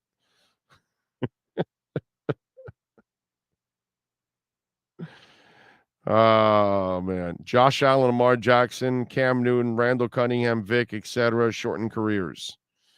Yeah, but some of those guys, Josh Allen's better than all of those guys. I won't put Josh Allen in the same category as Randall or Vic or Cam or Lamar. He's way better than those guys. The thing that's going to ruin Josh Allen is that he runs too much. Even the general manager was saying it too, that he doesn't want him running and taking those hits because it's plain stupid. Let me tell you something I liked about the Fangio press conference. Again, nothing earth-shattering from this press conference, but I figure I'd try to get some stuff out of it that I think will make you feel good as a Dolphins fan. And for those of you that are Dolphins/Canes fans, you're going to relate with me here on this one. Yesterday, Fangio was asked about, the players on defense, and he said, I'm going to tailor the scheme to the players' talents. And when I heard that made me giddy. That excited me. And why did it excite me? Because that's what a real coach does. I see it with Spo all the time. Oh, I got this kind of team. Okay, I'm going to run this kind of offense. I got this kind of team. Okay, then I'm going to run this kind of offense. Okay, I got this kind of team. I'm going to run that kind of offense. right? Because what you run with the big three is different than what you run with the big scrubs when you win 31-10, just like what you're running now with a whole bunch of 2-point players in a 3-point world. So you end up running all kinds of offenses if you're Spo, and you're adjusting to what your talent is, right? You got a bunch of 3-point shooters, you can allow them to shoot a bunch of threes. You don't, then you've got to draw some stuff up where you're more around the paint, attacking the glass, those kind of things, right? It all changes. It's different kinds of offenses, and you've got to change. So let me ask you something, Canes fans. How did Josh Gaddis do last year? Remember what we talked about all year, right? Remember how pissed I was at Josh Gaddis, that he inherited a spread offense and immediately he did the Jimmy Johnson boneheaded shit. Another reason why Jimmy Johnson's so freaking overrated. He got to the Dolphins and he thought he could run the Dallas offense without the Dallas line or the Dallas running back. Josh Gaddis got here and thought he could go run the power running scheme when he didn't have that kind of an offensive line. All right. Didn't really have that kind of a run game. And then his quarterback is a guy that actually excels at spread. So let's run no spread. Let's not help our quarterback. Let's hurt our quarterback. And then he forcibly, as the year went on, had to then add more elements of spread, which shows you that Josh Gaddis is not a very good coach. And that was the beauty of Shula. Not to sound like an old man, but I just did it with Spo, right? I see it with Larinaga. He has different kinds of teams too, and he adjusts to what he has. But I saw it with Shula. Whether he had Greasy, Zonka, Kickin' Morris, or whether he had Woodstock, where he had a running quarterback and a passing quarterback, and he had to kind of mix the two, or he had Dan Marino. 3 completely different types of offenses and teams. That's what a great coach does. He adjusts to whatever he has out there on the court, the field, the ice, you name it. And when Fangio said, I am going to cater it to my guys, I love it. Because when you inherit a team or you take over a new business, everything's not in place for you, right? You walk in, you're the new general manager of this shopping center or whatever, and you may not have the right security people. You may not have the right inventory people. You may not have the right whatever companies that are maintenance and this and that. And so it's going to take you a little while to kind of maybe fix things and get them up to par the way you like to do things, right? So you take over a new team. Well, this is my base offense that I like to run, but you know what? My personnel right now does not fit that. So I'm going to have to adjust a little bit to my personnel. I'm going to have to adjust to some of the contracts that I've inherited. Some I may not be able to get rid of right away. I may need a year or two to kind of flush that contract out and bring somebody else that fits more of what I like to do. But meanwhile, while I have this player, I have to play this kind of game. And to me, I thought that was a beautiful thing that he said right there, because I think that that's imperative in every coach at every level, because teams will change from year to year. Last year, the Heat was deadly from 3-point range. Now they're absurdly terrible from 3-point range. You know what I'm saying? So the coach has to adjust to what he has now, right? Worst scoring team, one of the better top 10 defenses in the NBA. So you're still playing defense because you have to play defense because you can't score. So you've got to make sure you got to play the best defense possible that you can play so it can keep you in the game, because your offense can't keep you in the game. It can't carry you. You got to adjust. And that's what Spo does magnificently every single year, every half year, because he gets injuries and then he has to change things mid-season or whatever. And that's where I got to tell you that I love what Fangio said yesterday on that, because I think that is something very, very important. All righty. Do want to remind you, Welton Rayom, baby. We love talking about Dan and Jeff. They know how to get it done. They've been doing it for years. And Welton Rayom is in Hollywood. And we saw it firsthand. They took on Progressive and they brought them to their knees. And Progressive was offering us a fifth of what we got from them. Okay. And these guys knew that right away we were getting abused. And that's the problem. When you have homeowner property damage or condo damage or business owner claims or commercial litigation or personal injury, do not call the insurance company first. You call the lawyers. You call Welton Rayom. They have their own adjusters because these adjusters are working for you. The other adjusters that work for the insurance companies, they're working for the insurance companies, dude. Don't let them kid you. 954-966-4646. They want to make those insurance companies happy.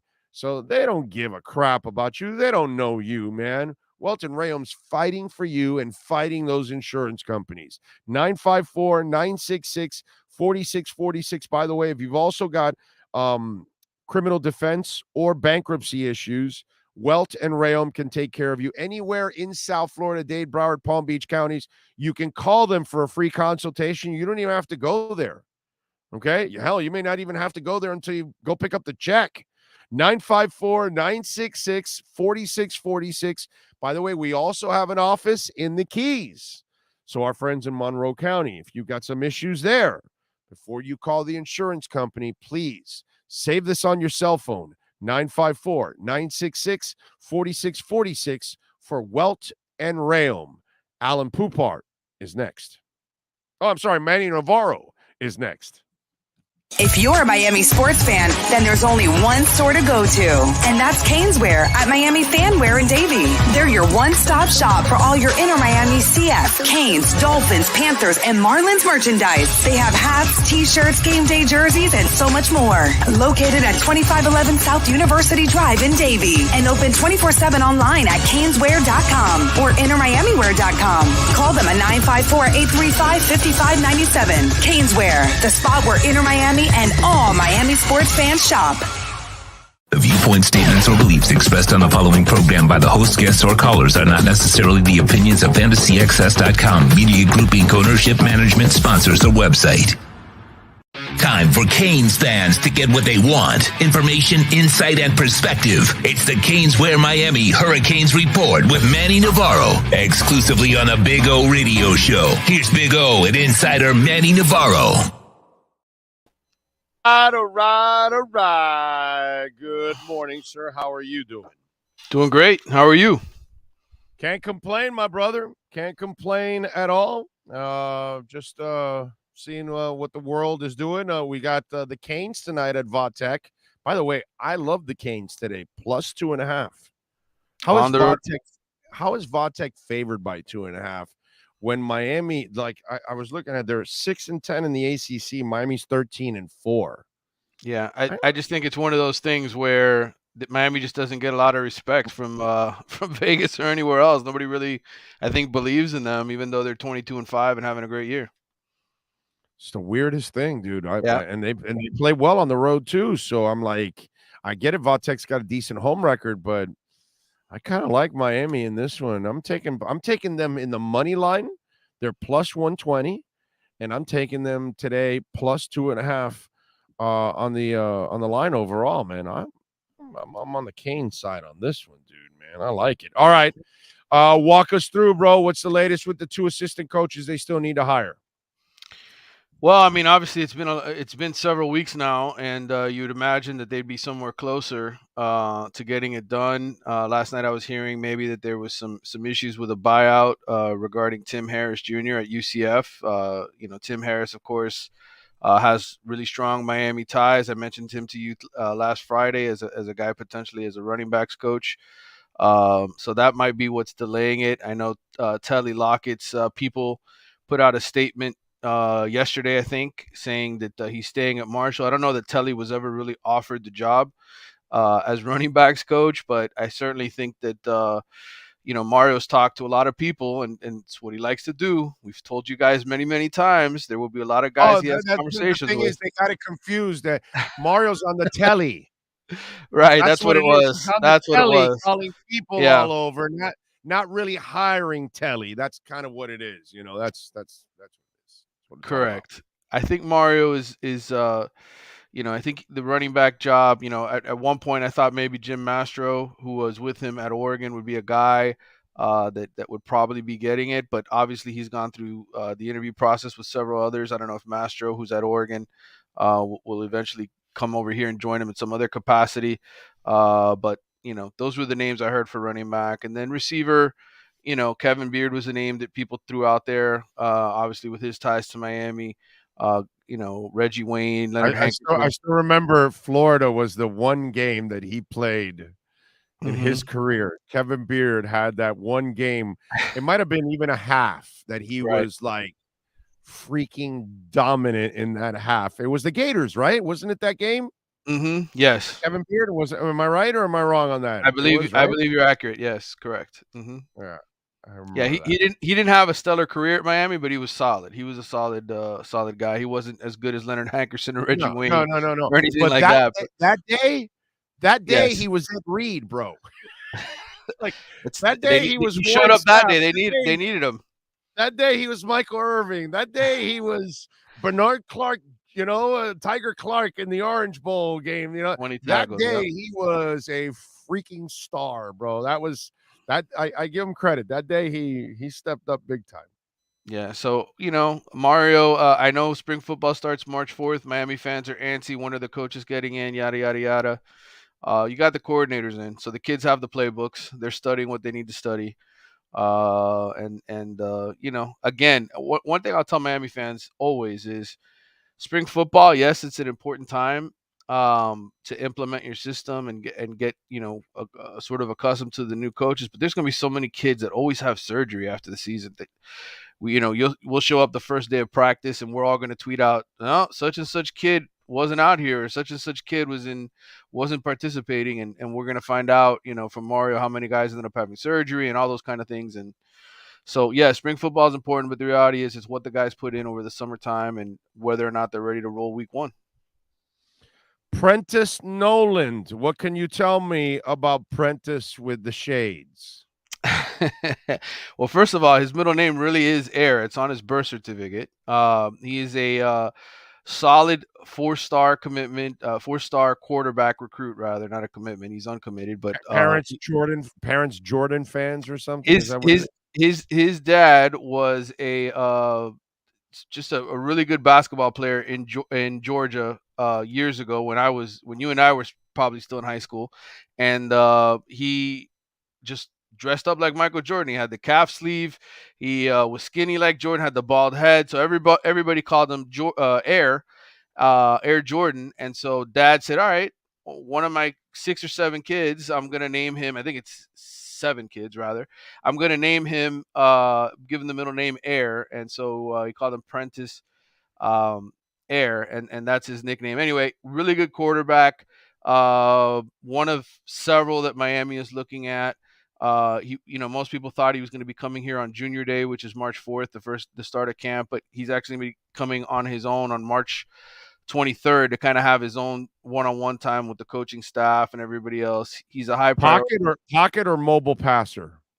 Well, he runs track. He's super fast, but the kid is coached to stay in the pocket. He only ran for 156 yards and 6 touchdowns last season. So, left-hander, wears number 1, just like Tua, studies Steve Young, Tom Brady.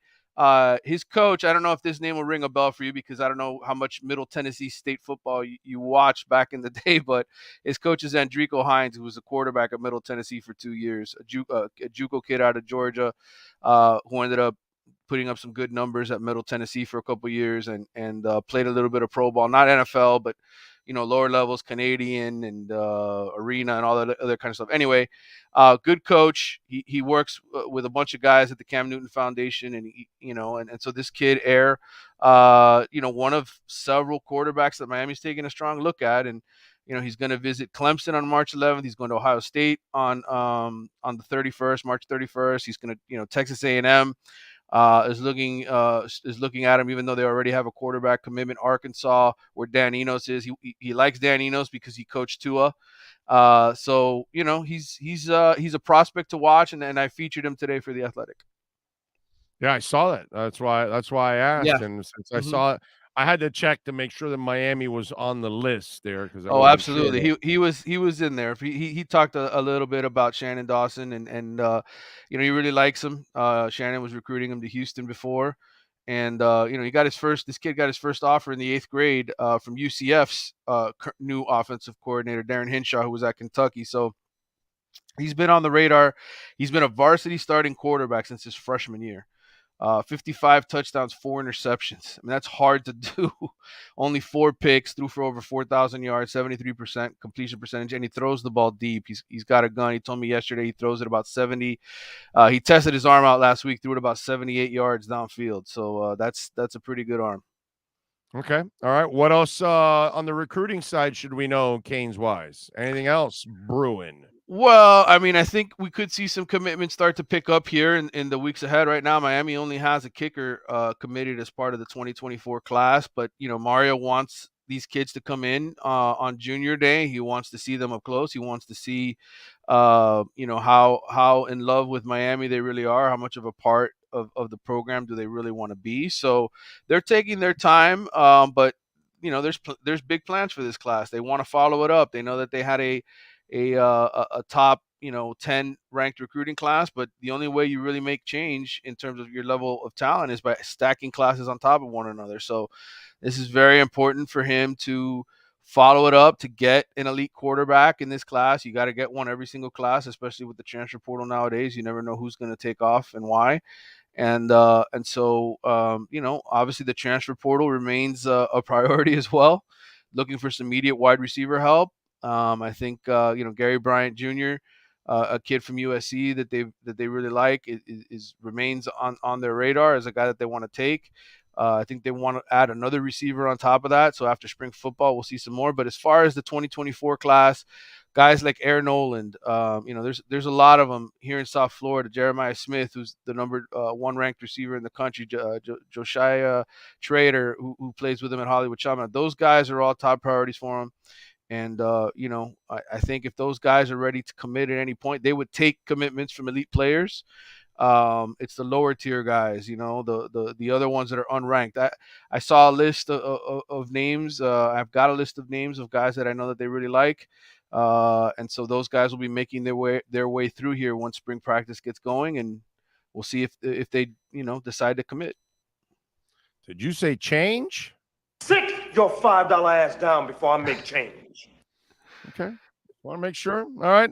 What are you working on The Athletic so folks can check you out and subscribe and catch all your exceptional work covering college football and the Canes, of course? Yeah. Well, look, there's always a lot of off-season projects. I love the team that I work with over there. We're doing a kind of a fun series, which if every Power 5 team, there's going to be 69 of them this year, because you've got UCF and Houston and BYU and who's the other one that's joining the Big 12? There's 4 of them this year. I'm forgetting one of them. Cincinnati, okay. Houston, UCF, and BYU. Those are the 4 new quote unquote Power 5 teams, because they'll be joining the Big 12 this year. While Texas and Oklahoma are still there. So it's going to be a really big conference this year, the Big 12. And adding BYU? Yeah, BYU's a big pickup. So 69 Power 5 teams. We're doing sort of a fun project where, we're coming up with recruiting pitches for each school. What would it be and why? And then we're ranking where we think the recruiting potential is. If I know in our minds, we always think, okay, Clemson, Ohio State, Alabama, Georgia, those are the 4 best programs, but who could anybody really creep in on that group, right? And from a recruiting perspective, how dangerous is somebody like Deion Sanders? What's the potential for his 2024 recruiting class? We kind of ranked all 69 Power 5 programs, and Miami's. I put Miami in my top 12. I know it's like 8 other reporters for The Athletic who were in on this project. So that'll be coming out sometime soon, hopefully. We're working on that. There's just a ton of off-season stuff. Spring football's around the corner. I got some feature stories that I've had, interviews I've saved from the last few months, and I said, all right, I'm going to sit down and write this story at some point. So little by little, it's coming together, and there's always plenty to read at The Athletic during the offseason. There is no offseason at The Athletic. No, there isn't. There isn't any off season on our show either. So yes, that's right. So if we work, you work too. Damn it. Okay. That's right. That's right. That's the way it works. That's the way it works. All right. Follow him on Twitter at Manny_Navarro. And you just heard the man. That's why you got to subscribe to The Athletic. So you keep up with everything. Follow him on Twitter. You can also follow any breaking news coming out of the Canes or college football. Manny, as always, appreciate you. We'll catch up on Friday, my friend. All right, brother. Take care. Thank you, sir. There you go, Manny Navarro. Don't forget, 2511 South University Drive in Davie. They've got anything and everything with the Canes logo on it, man. Go see Brett. Go see Jeff. Go see all the great people out there. I think we'll be broadcasting out there in about 2 weeks when I come back from the Combine. Maybe we'll be out there maybe on a Friday. We might be out there, actually, since we got 5 Fridays in this month. So we might be doing a little Friday action over there at Canes Wear. All right, that is your Canes Wear Miami Hurricanes report.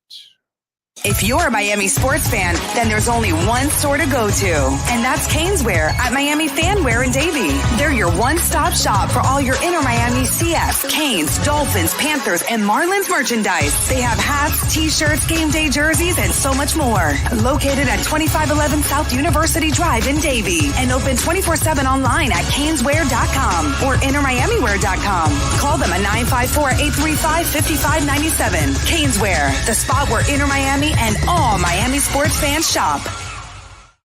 Love you guys out there. I love you so much that I'll rip you. And when I rip you, it's because I love you. And O'Shea, we love you. We love you because you constantly bring in some dumb stuff. And you open the door for me to rip you for saying stupid shit. And, O'Shea brought in a new one. And where is it here? Let me read word for word, because then they say, I didn't say that. Okay, I'm reading what you just said. Big O, you did the same thing for years with Tannehill, so you shouldn't call people morons who don't believe in the QB. Wait, hold on a second. When was Tannehill the number 1 rated passer in the NFL? I must have missed that, O'Shea. I must have missed that I ever saw something from Tannehill that actually said franchise quarterback. I must have missed it.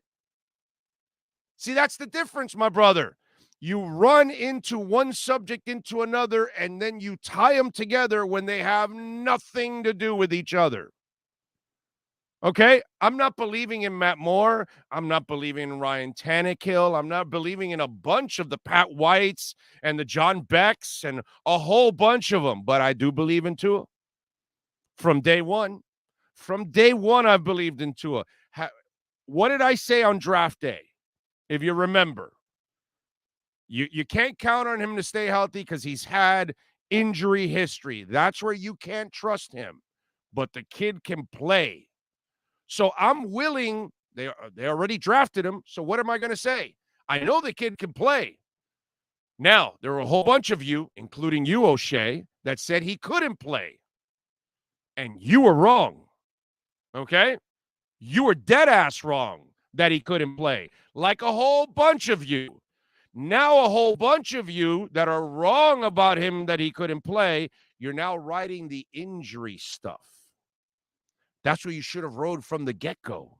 You should have said, there you go.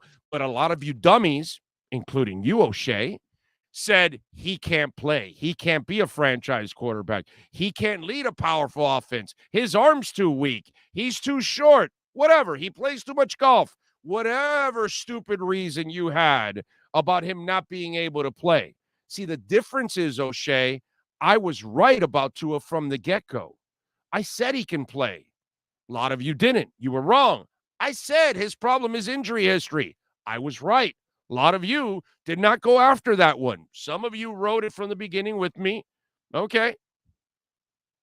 Here's the problem. Ryan Tannehill at no point, not even in Tennessee, ever showed me he was a franchise guy. On his best day, as I've always said about Ryan Tannehill, he's nothing more than a game manager on his best day. He didn't win a national championship, O'Shea. He didn't come off the bench and just take a team to a national title. I never saw Tannehill. In fact, what we saw, O'Shea, was Tannehill get benched in college. So when you compare Tannehill and Tua, that is freaking moronic. So I will take the chance with Tua, and I will back him up. I know he has injury history. I know he has durability issues. Those were my only concerns. Ask Lisa Rose. Lisa is on this chat board. I don't know if she's still there. She knows it. She talked to me she has my cell phone. She checks in with me every once in a while. We talk football all the damn time. And on draft day, she probably still has the text. I told her, hey, man, I was very concerned with him on the injury front, but he can play. I never shied away from the fact that I know he can play the game. That's the difference. Tannehill cannot. Tannehill will never, ever, ever, ever, ever be a franchise quarterback. He doesn't have, scatterbrain doesn't have that in him. Tua has it in him. See, notice how we get less, and there's a lot less now. It's almost to the point now where you sound stupid if you say he can't play at this point. If you call him noodle arm, you're an idiot. If you call him that he's too short, you're a moron. If you say he can't play, now you sound stupid, because now he's proven to everybody he's the number one rated passer in the NFL. Number one rated passer. The guy was in the MVP talk. You ever going to put Tannehill in the MVP talk? No, I don't think so. So please, don't compare Tannehill or John Beck or Pat White or any of the deadbeats they've had here for years and years to Tua. This is the best quarterback you've had since Marino. Okay? Tua's better than everybody you've had combined. So to compare Tua to Tannehill and the two situations, O'Shea, is freaking stupid. Just like when you thought Tua couldn't play. But hey, thank you. We appreciate roasting stupid comments.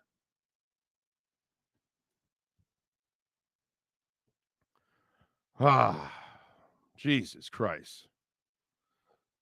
Sean, do you think Cody will beat Roman?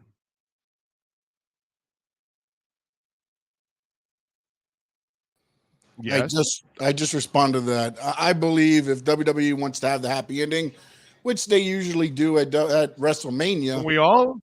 Yeah. We all like happy endings? I think they let Cody win it, but I hope they don't. I hope Roman wins. But I think the ending of the story is going to be Cody winning it. They got him from AEW. They gave him $3 million a year. Ultimately, I think the whole story was to get him the title. A happy ending. A happy ending with the nightmare Cody Rhodes. Okay, no, just want to make sure we got happy endings involved here. I mean, it'll be full circle, the American dream. Oh, let's talk a little Fangio.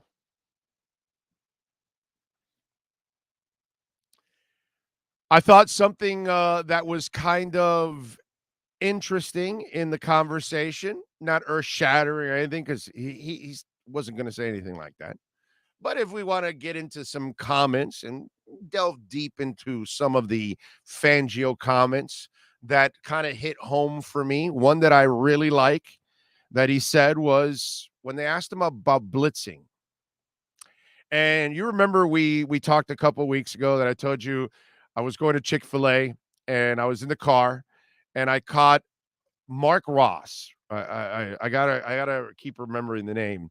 Mark Ross, right? And apparently Joe has him on. I guess he's one of their Odyssey insiders or something like that. and he was describing Fangio's defense as an aggressive attacking style defense, which it's not. And Ben Albright told you the right way, the guy that actually covered Fangio and has covered the Broncos for years and has documented everything that's gone on with the Broncos. And he told you Fangio doesn't really blitz a lot. You know, it's more of a bend, don't break type of defense. They force you into mistakes, you know, that kind of stuff, right? And yesterday they asked Fangio about blitzing. And his answer was basically, I'm paraphrasing, if you have to blitz all the time, that's not a good thing.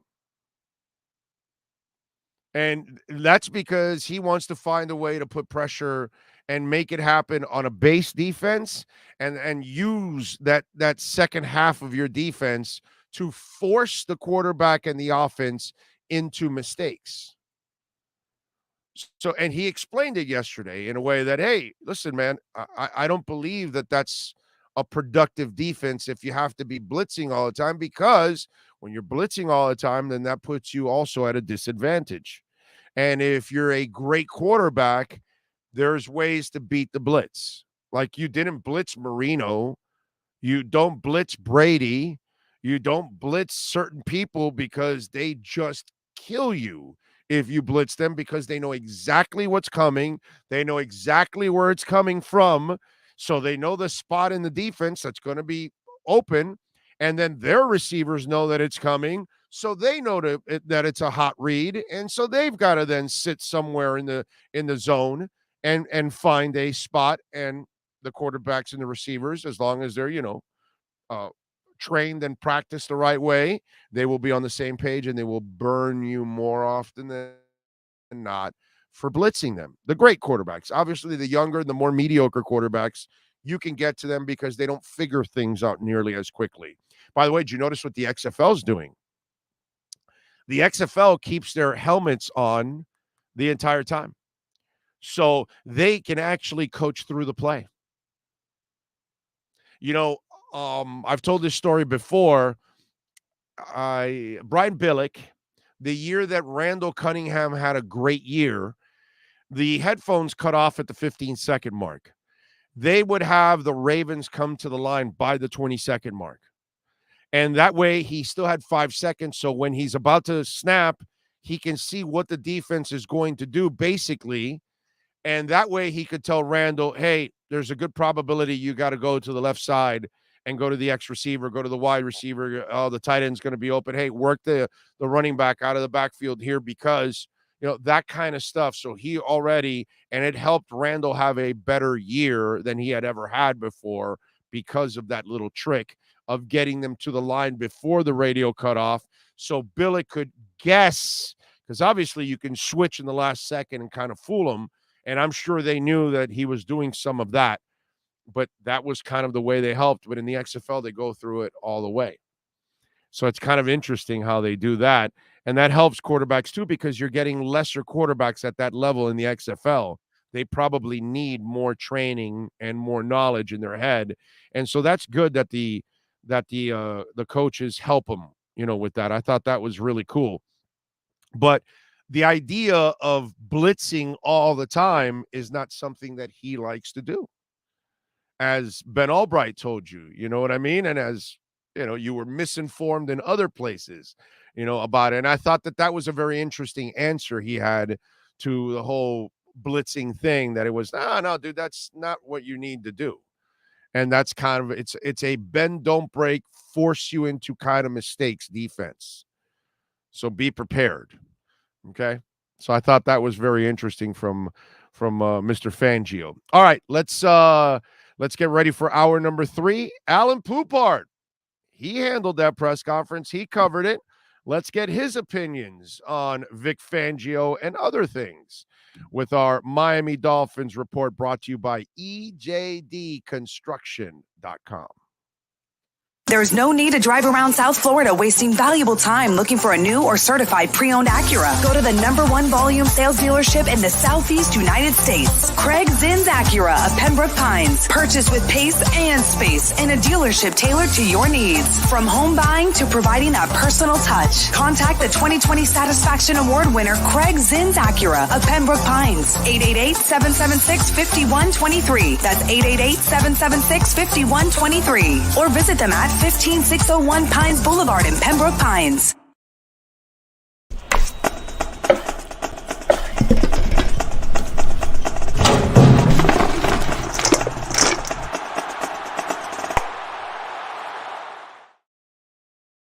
Welton Rayom has more than 62 years of litigation experience handling insurance disputes. They're committed to resolving even the toughest insurance claims quickly. Call them for a free consultation. 954-966-4646. At Welton Rayom, they don't get paid unless you win. Property damage claims to your home, business, or condo as a result of a hurricane. Welton Rayom can help. Water, mold, fire, smoke damage, Welton Rayom can help. Call 954-966-4646.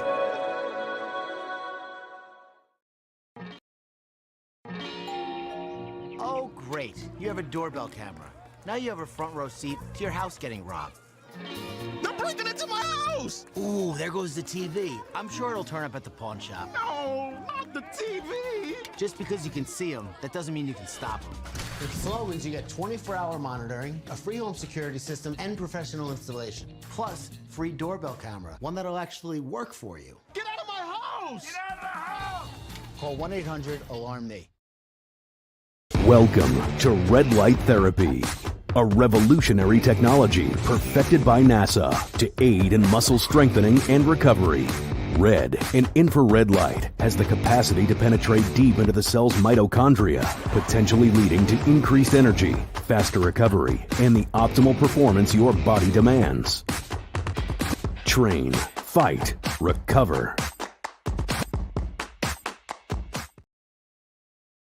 For over 16 years, EJDconstruction.com has provided South Florida residents quality craftsmanship, accurate project management, and exceptional service. That's why EJDconstruction.com is an A-rated member of Angie's List and the Better Business Bureau. When you're looking for the right custom home builder for additions or home remodeling, please call my friend Eric at 305-433-4843. That's 305-433-4843 for EJDconstruction.com. The viewpoint statements or beliefs expressed on the following program by the host, guests, or callers are not necessarily the opinions of FantasyAccess.com, Media Group Inc. ownership, management, sponsors, or website. Dolphins fans, time to get insight on your favorite team with your favorite reporter with an Expos hat.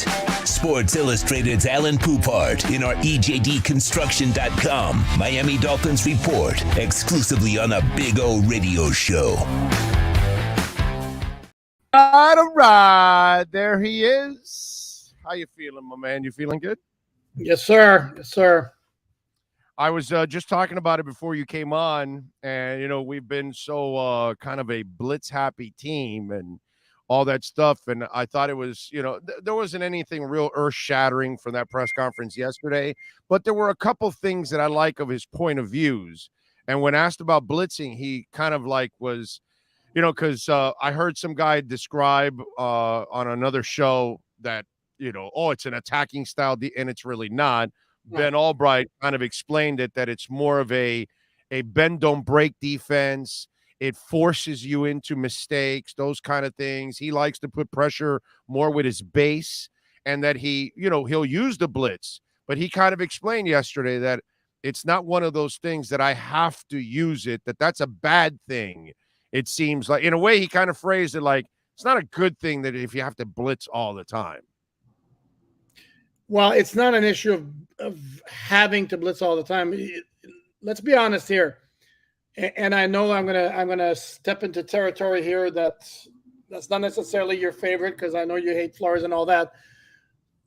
But when the Dolphins were doing it and doing it well in 2020 mostly, and then some in 2021, that defense was very, very effective. And it wasn't the fact that they were blitzing every down. It was that they were showing the threat of the blitz practically every down. But they were still one of the most. They were one of the heavier blitzing correct, teams. Correct. But even when they weren't coming, they were showing you that they might be coming, and they had the personnel to do it. What that style does, it puts a hell of a lot of pressure on your two starting corners. And the Dolphins were lucky enough to have Xavier Howard and Byron Jones, which last year they didn't have. So sometimes it didn't work out that well. There's something to be said for the bend but don't break, but you have to be, as you're requiring the offense to be very good in its execution for a lot of plays on the drive, you also have to be very good in your execution coverage. On a lot of plays and coverage and all that. And you're not, generally speaking, maybe not going to create as many turnovers as the blitz happy style is. Look, there's a happy medium for both, and if you have the players, ultimately it comes down to the players. I mean, I know that you don't necessarily just win with a scheme. Chances are the Dolphins could have gone away from blitz happy in 20 and 2021 and still have produced good results with the personnel they had. Well, it depends. I mean, 2021 is kind of we can argue on that one because they didn't really get results when they played the good teams in the first half of the season.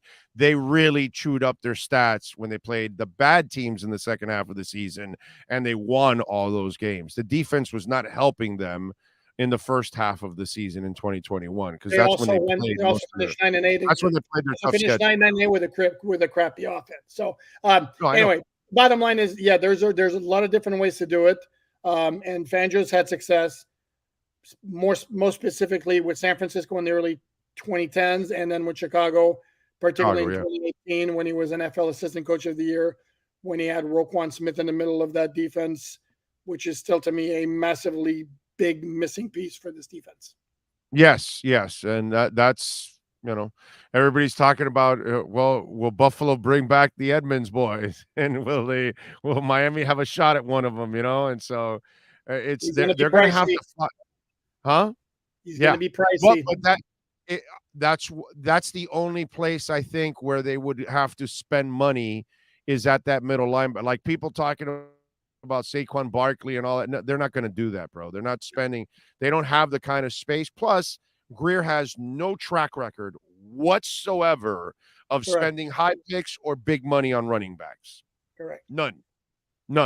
He has zero interest, I believe, in spending money on big money on backs or spending a high pick on a back. I really do. It looks to me like he is dead set on finding middle round backs, or I actually don't think their running backs were a problem last year. They weren't. And that's what McDaniel also is used to in San Francisco. San Francisco never had high picks at running back until they traded for Christian McCaffrey. And McDaniel was no longer there. When he was there, you look at the list of their yearly rushing leaders, and it's like 5th round pick, 7th round pick, rookie free agent, and all that. So he's when made Shanahan lost Terrell Davis, which by the way he wasn't he a later round pick anyway? The 6th round pick, I believe. Right. He then got Olandis Gary and Gary Anderson. Right. I think it was Mike Anderson. Mike Anderson, Mm-hmm. and they were, I think, late round picks, or maybe even one was a free agent or whatever. And Mike Anderson was your DFA. Right. And so, like, you think about it, and that's kind of who they've been. In Washington, they got the FAU kid in the 6th round and milked him, right? Didn't Shanahan have him there? Wasn't he one of the Shanahan guys? Alfred Morris, is that what you're talking about? Yeah, wasn't he used under Shanahan? And he was like a 6th round pick also. In that time, yeah. Yeah, so what I'm saying is that's kind of been in their bloodlines overall until the McCaffrey move, this past year. Normally they just don't do it. And Greer has kind of been the same thing too. So look at the free agents they signed. What's that again? I said, look at the free agents they signed at running back the past several years when they've signed. It's been Jordan Howard, Malcolm Brown, Chase Edmonds. Draft Myles Gaskin. Draft Drake. Kenyon Drake in the third round pick, which is actually the 3rd round pick. 3rd round, but that's pretty high. That's a pretty high pick for them, actually. That's about the highest they go. Kalen Ballage was what? 4th. Yeah. So, but maybe it's they're like, still having nasty flashbacks from the last time they spent as high as a second round pick, which was Daniel Thomas in 2011. yeah, that That didn't pan out. No, that didn't pan out. That was a different coaching staff in those days. But anyway, the other thing that I liked, and it reminded me and pissed me off of what I saw from Josh Gaddis this year from the Canes. I don't know how much you follow it, but the moron inherits a spread offense, and he comes from Michigan, and all of a sudden he pulls a Jimmy Johnson bullshit. Well, I just got here from Dallas. Let me run the Dallas offense without the Dallas offensive line and without the Dallas running back. And, he thought he could run that power running offense, and he just didn't have the talent. And I thought Gaddis did the same thing last year. He kind of went to a power running offense, eliminated the spread. His quarterback thrives on the spread, actually. He's more of a spread quarterback than he is. And so he had to then come back and fix it throughout the year and add more elements of the spread to help his quarterback out and help his offense that couldn't score points. Fangio said yesterday, and I think that this is a product of once you get somewhere, you're not going to have every piece you need. And sometimes you're going to inherit some pieces that you just can't get rid of right away because of a contract situation. It's going to take you a year or two to kind of funnel some of these things out. And I thought what he said, we're going to tailor the offense to the talent we have. To me, that was another thing that I liked about what he said, instead of coming in and I'm going to, hey, put the square peg in the round hole. I mean, isn't that the essence of good coaching? You maximize what your players do well, minimize what they don't do well. Amen. But they don't all do that.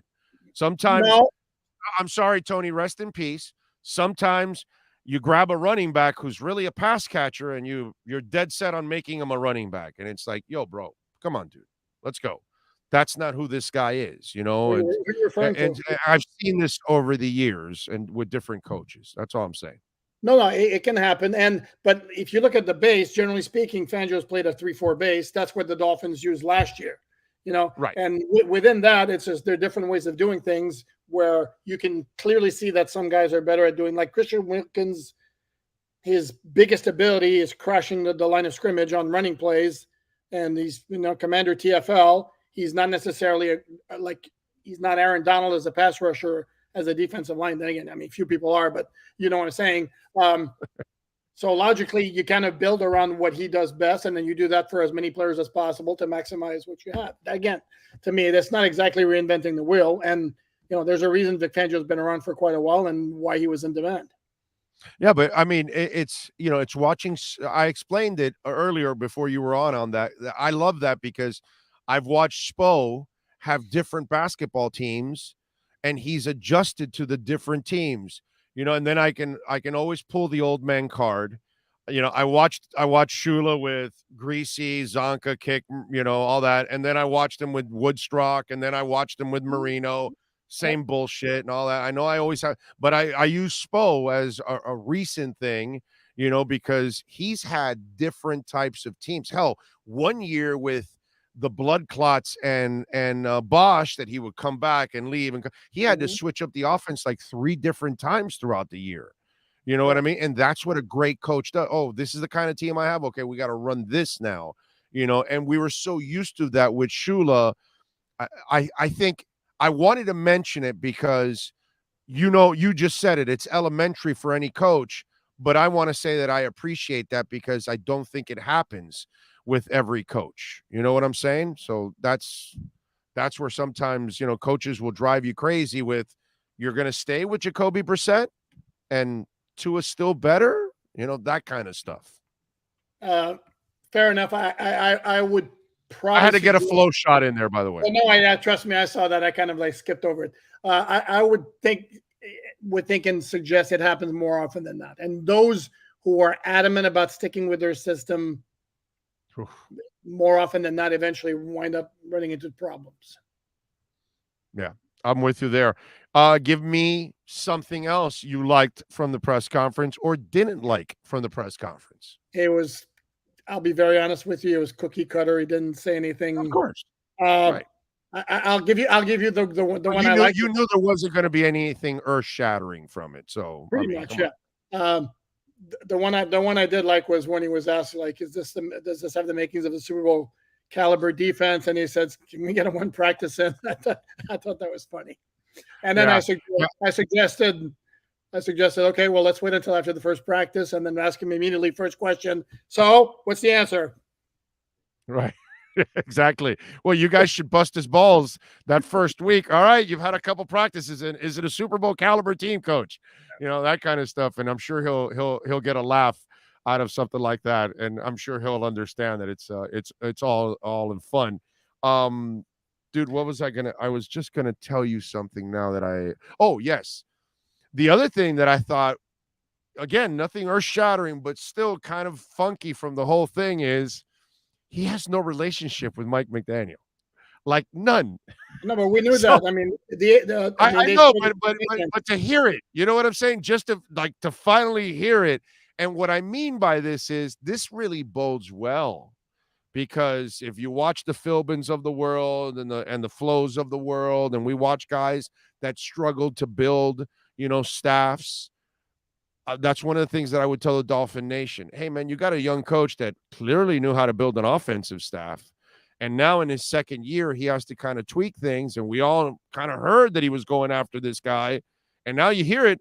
And now you really hear that they really have no relationship, which that shows you that at least McDaniel has developed a certain reputation that others will gravitate to.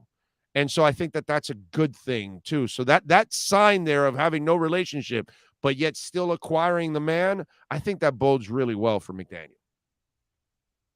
Without question, understanding that there were several factors as well, including one important factor that wasn't mentioned in those answers. Sorry?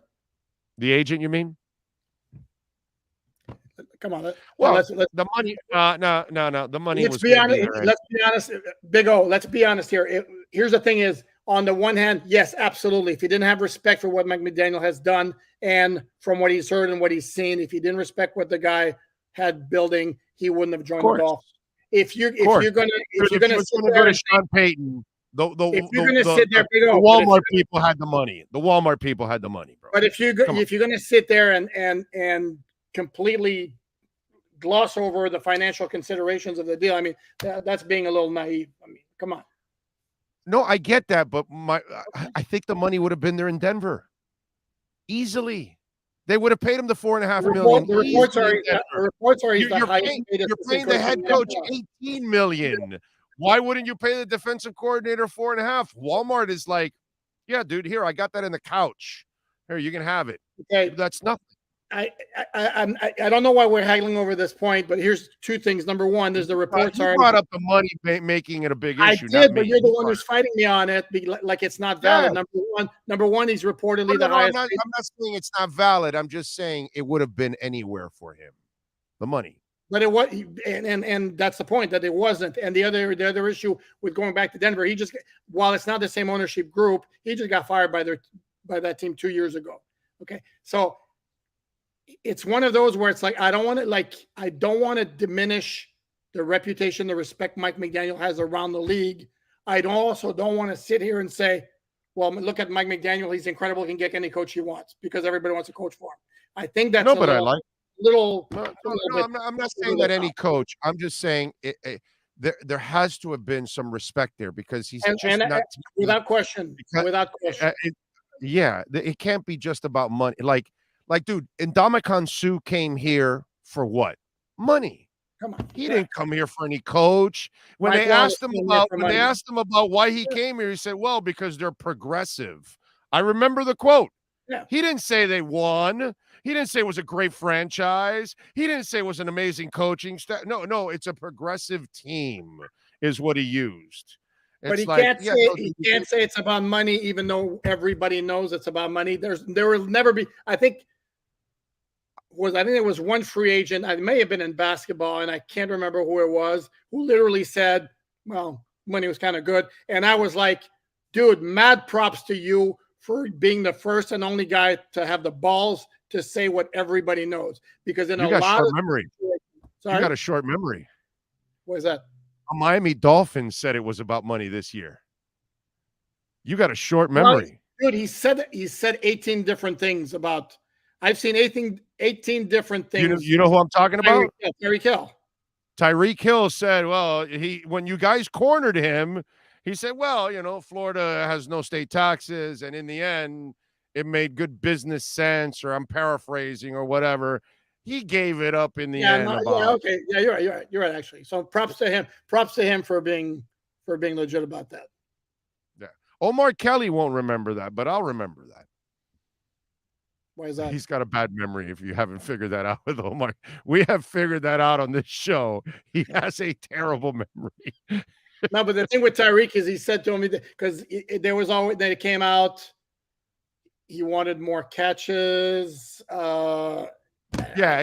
But ultimately, he has said that sometimes it was. Ultimately, Kansas City didn't pay him, and Miami did, and New York offered it, but he would have still made more money in Miami than New York. And he said, I'm coming to Miami because I'm making the most money, and that's what I want.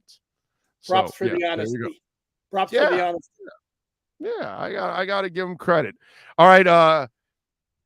Anything else you see Dolphins wise? What are you trying to track down now? What's the latest kind of news angle for you? Re-signings is what to me is the first thing. I mean, we got the combine next week, but that's in preparation for the draft, which is a couple months down the line. The thing is, March 15th date, which is the start of the new league year, we're now less than a month away. Today's the first day that teams can use the free agent or transition tag. I just put up a story with a complete primer on everything that's involved with it, including the Dolphins, and why it would be a shock if they did anything with that. But at some point, I would expect they're going to start re-signing some of their own free agents. Possibly the Christian Wilkins extension, to me, that's coming. I don't know exactly when it has to happen. I would think it would come before March 15th again, so you get more cap compliant with the top 51 rule. But yeah, there's going to have to be something. I mean, there have been maybe a trickle of certain guys who have re-signed. I think that the Carolina long snapper Jansen, I think his name is, re-signed with the Panthers. So that's kind of what I have my eye on. It's 2 weeks. It's a 2 week period for the tag. Not expecting the Dolphins to tag anybody. Tua. No, I expect Tua tag. I expect the Tua tag. Yes. What you're talking about is Big O. Fifth year option. That's not the same as a tag. I'm talking about the fifth. You're talking fifth year option. I'm talking about free agent, franchise, or transition tag. Okay. All right. When's the fifth year option thing? It's May 1st or 2nd. It's one of the first days of May. Okay, so we got still time for that. But you expect that, right? Because I'm 50-50 on it. I'm totally 50-50 on it. I think for sure they'll tag him because that'll buy them 2 years of trying to make a run with him without having to pay him that big ass money. So I think that's what they'll do. And plus, he has no leverage at this point, because he has to prove he has to stay healthy in order for him to get the big money. And he knows that. His agent knows that. So it buys you. Here's the thing: it buys you an extra year at the cost of guaranteeing $23 million if he gets hurt. That's the decision to be made. So. Yeah, and I would take the chance, because if he was a mediocre quarterback, I don't take that chance. But because he was the number 1 rated passer, and you see the potentials there, yeah, I'm going to take the chance, and I'm going to hope that he learns his freaking lesson this year and gets rid of the ball quickly, man. So let's hope so. Don't forget, folks, alldolphins.com. You must bookmark it. That's the only way you officially become a Dolphins fan anywhere in the world. Alldolphins.com. Bookmark it. This man is constantly writing articles all day long. Alan, we will catch up later on in the week, my friend. I appreciate you immensely. You be good. Thank you, sir. There you go. Alan Poupart, baby, with our EJDconstruction.com Miami Dolphins report. And call my man Eric. They know how to get it done at EJD Construction, Dade or Broward County, because I did get some of you in a little bit of hot water there. You got mad at me because he doesn't do Palm Beach County, and some of you were calling, and I really apologize. But Dade and Broward County, 305-433-4843. That's the owner's cell number. And we're talking about custom home construction and major home remodeling. You can go to EJD Construction's Instagram page, and you can see a lot of before and after work, which is just off the chain, man. You're really going to love the work that they do. They're fully insured, liability and workers' comp, so you never have to worry. If somebody gets injured on your property, they will not be suing you. If you hire people that are not insured, you put yourself at risk. So whatever it is you're looking to do, you want to build a second floor, you want to build out a killer man cave. I don't care what you want to do, an observation deck like somebody did. A lot of us South Floridians right now, we're trying to re-up our insurance policies. And we're finding out that they're telling us, hey, you got to upgrade your roof. Your house is over 20 years old. And call EJD Construction. They can upgrade that roof for you in Dade or Broward County. 305-433-4843. You've been listening to the EJDconstruction.com Miami Dolphins Report with Sports Illustrated's Alan Poupart. For additions, home remodeling, and custom work, call Eric at 305-433-4843. EJDconstruction.com is your custom home builder and general contractor you can trust. 305-433-4843. All right. You know, when sports and business collide, we like doing something called the KSDT CPA Sports Business Report.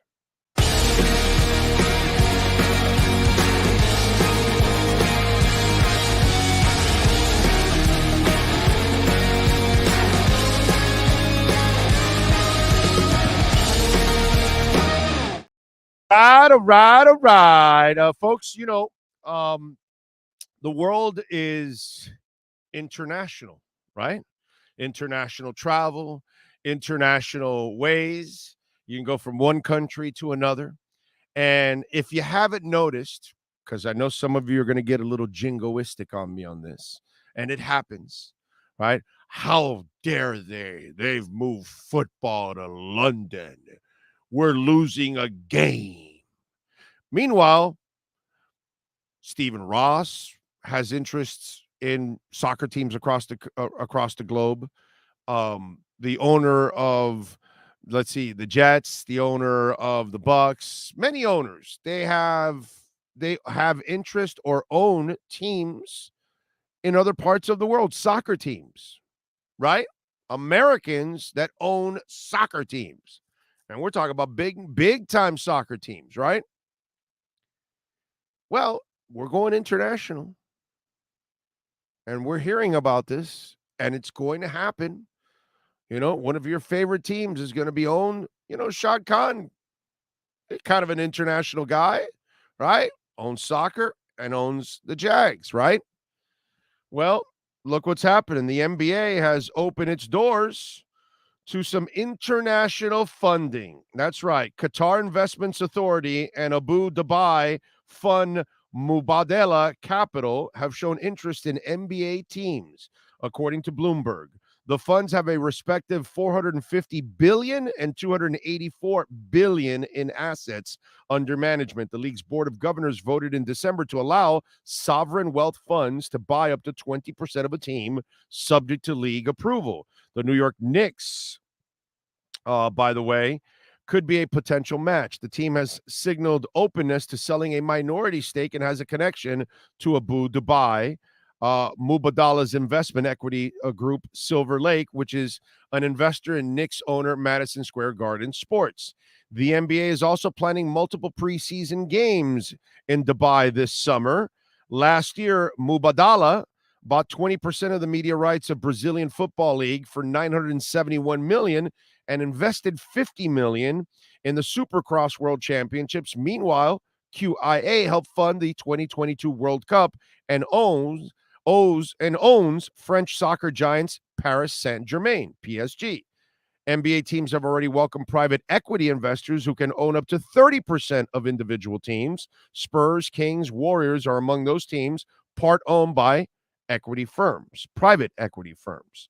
It's coming. We were just talking about it with Sean yesterday that several people are bidding on WWE. And the Saudis could be part of that mix. And this is something that is going to now develop over the next 20, 30 years, that you're going to see a lot of international money coming in to a lot of our American sports. And some of your favorite teams could be owned by somebody that is non-American. Something that is already changing in the landscape of sports internationally and is changing already here in the States.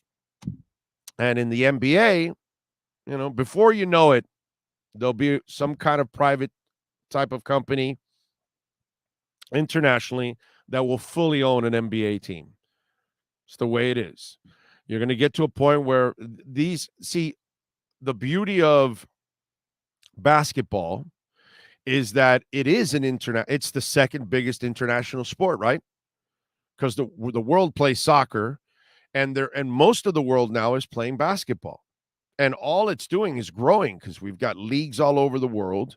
You see the NBA is flooded with international players. Next thing will be football eventually. And, it's going to take decades, but you'll see eventually other places around the world start to play the game and pick it up and then build. See, in the end, if the NFL wants to expand and bring more money, they're going to have to expand into Europe. Part of that expansion is to also influence them into playing the game so you can create more talent around the world. So the pool becomes that much bigger, and that eventually will come.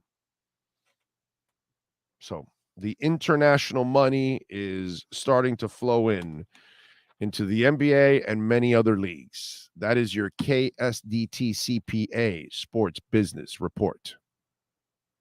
This has been the KSDT Sports Business Report. KSDT CPA is one of South Florida's largest and one of the country's fastest growing accounting firms. KSDT is recognized by Forbes as one of the top tax and accounting firms for 2022. KSDT CPA is a full service firm that also excels in crypto. Visit online at ksdtcpa.com or call 305-670-3370.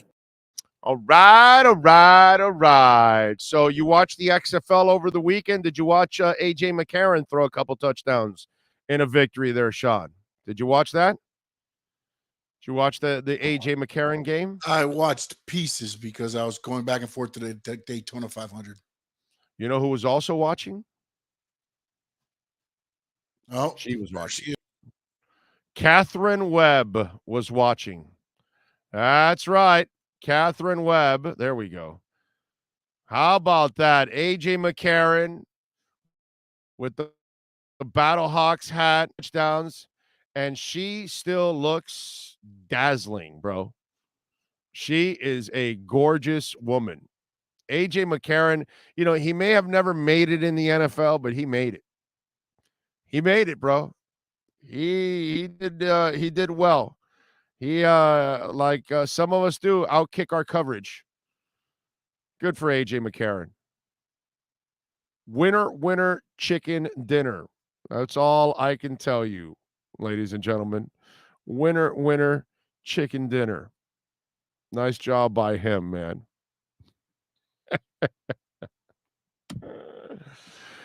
Oh, man. All right. Don't forget, by the way, Cutter's Edge Pro, proud sponsor of our program. They do it all: tree trimming, removals, landscape, outdoor lighting, irrigation, synthetic turf. We experienced it all. Our neighbors are like, wow, that looks phenomenal. And our dogs are loving it.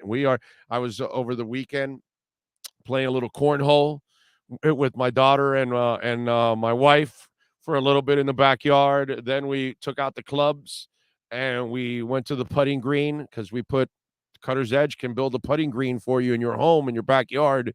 It's the coolest thing, man. You get to, it's great if you bring some friends over, family members, or if you have a meeting, you have somebody come on over, you have a little business meeting, you get a couple drinks, go outside, go to the putting green, work on your short game, talk business. It's fantastic. Or like we did, family bonding, over the weekend. And that's the beauty of when you landscape your yard and you take it to the next level. You want to be outside. Okay.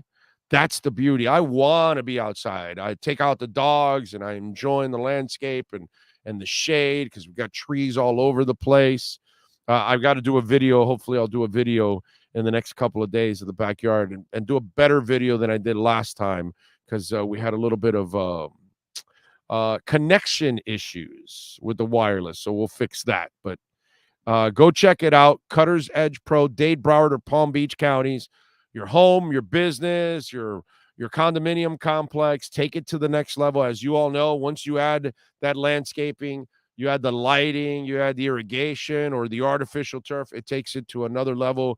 Your business, your home will be worth more. Property value goes up.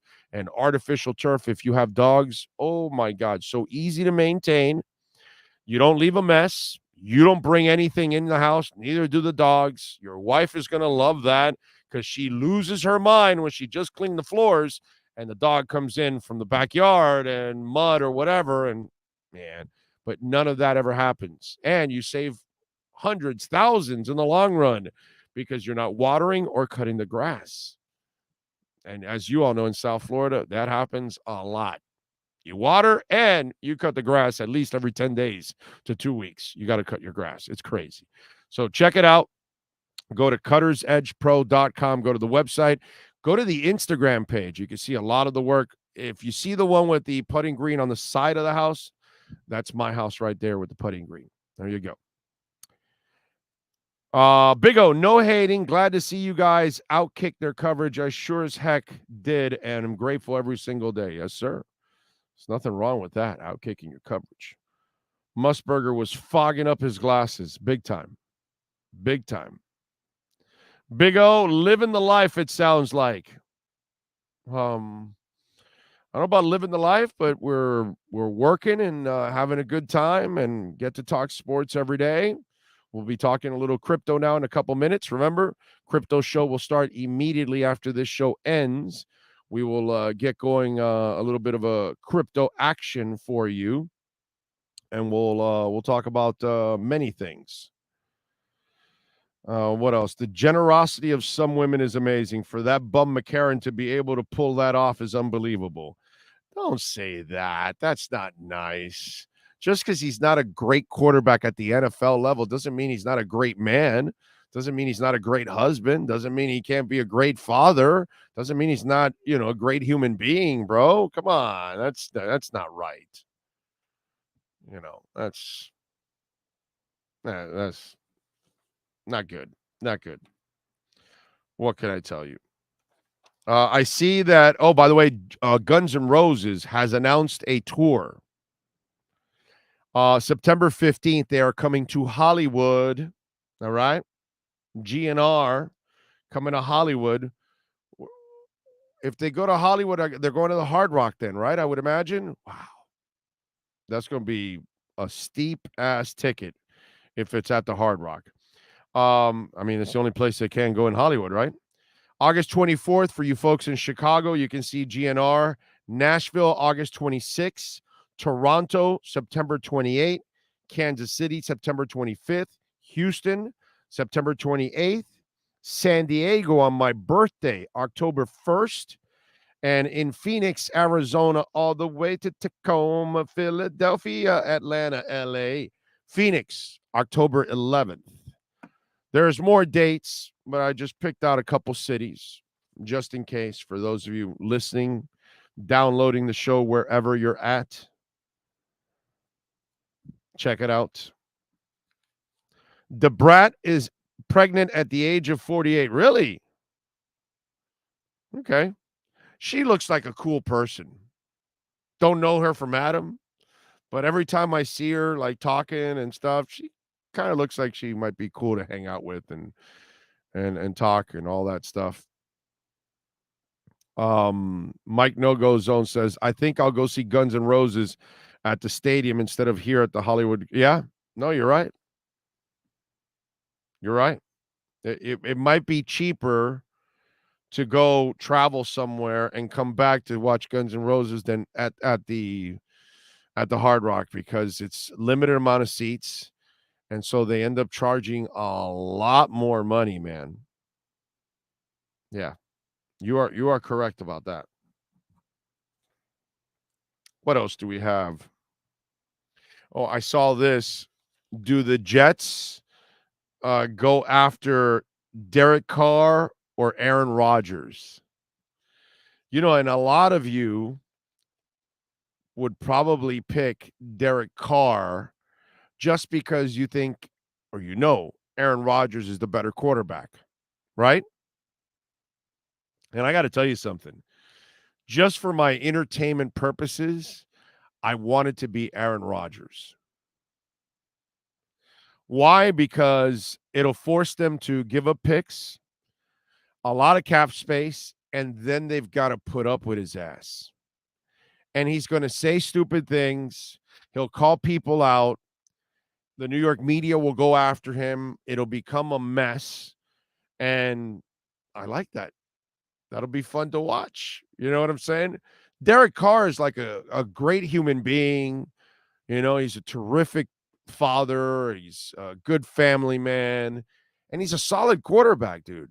Overall, he's not going to bring them a lot of trouble. He's not going to bring them any trouble whatsoever. I think if you're the Jets, the smart move is Derek Carr. It's not going to cost you any picks. You can manage the salary and finagle it that first year and lower the cap and all that kind of stuff. But with Aaron Rodgers, you're going to have to give up picks. You're inheriting a big-ass salary. You don't know if he's going to retire a year from now. If it doesn't go well for him, he might walk away. He's kind of a petulant child. And what if you renegotiate that first year and backload it, and then he retires on you? Oh, my God, the cap hits will be crushing for Aaron Rodgers. So it's one of those things that you can't really trust him. You know what I'm saying? So that's why I say I hope that's what they do. I hope they go the Aaron Rodgers way because I think it'll be an absolute disaster. By the way, Sean, did I miss any super chats? Because I think I did. I want to say I missed the last one that came in. Something may have happened while I was doing an interview, but I went on the YouTube channel here and on the app, and I could not go far enough. So it did happen. Okay, there you go. Brian Diaz, thank you for the love on the super chat. Big O. No. I did read that one, that he's going to see Greta in March. Yes. They sound fantastic live. Yes. I've seen them, like I told you, like 9 times. I love Greta. So, yes. I might be a little too biased. Greta. Okay. Might be a little too biased. Sorry, Big O, don't agree. Aaron Rodgers just won the MVP like 2 years ago. Did we miss him beating the Finns this year? I don't know if you think he beat the Finns or did the Finns beat themselves.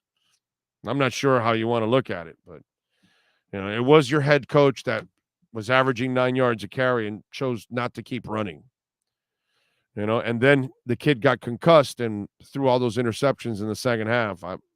I'm pretty sure the Dolphins gave away that game. Not really that Aaron Rodgers won. And again, I don't think you listened to me.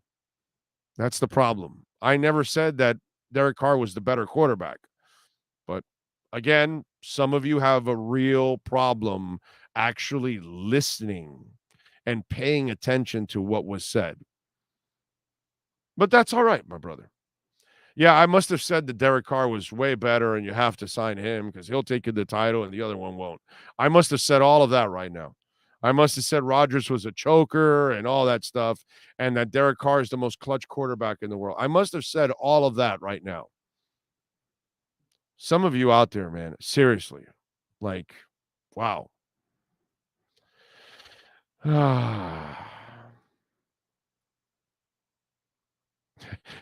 Chris Johnson goes, Rodgers didn't beat us, fool. I said it a little nicer, but I like the way Chris Johnson works.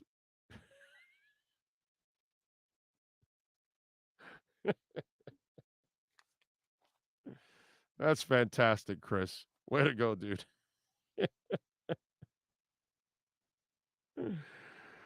Oh, man.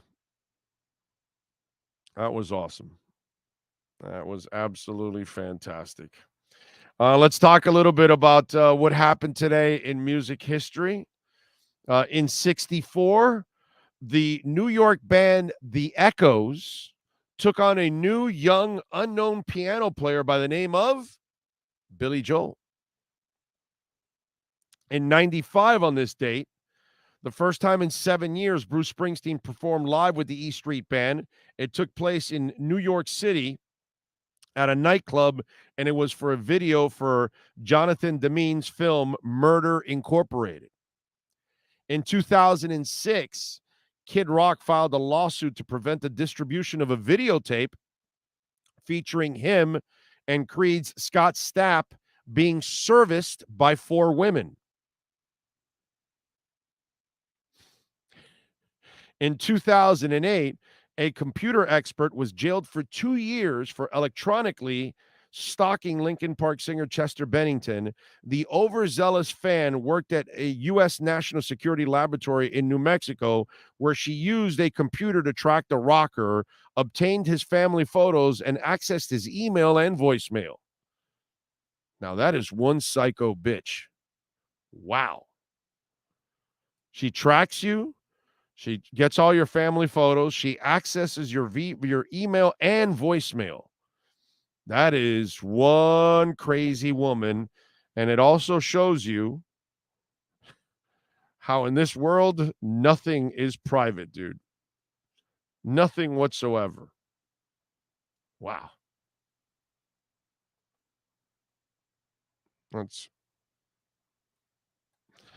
That's scary stuff, ladies and gentlemen.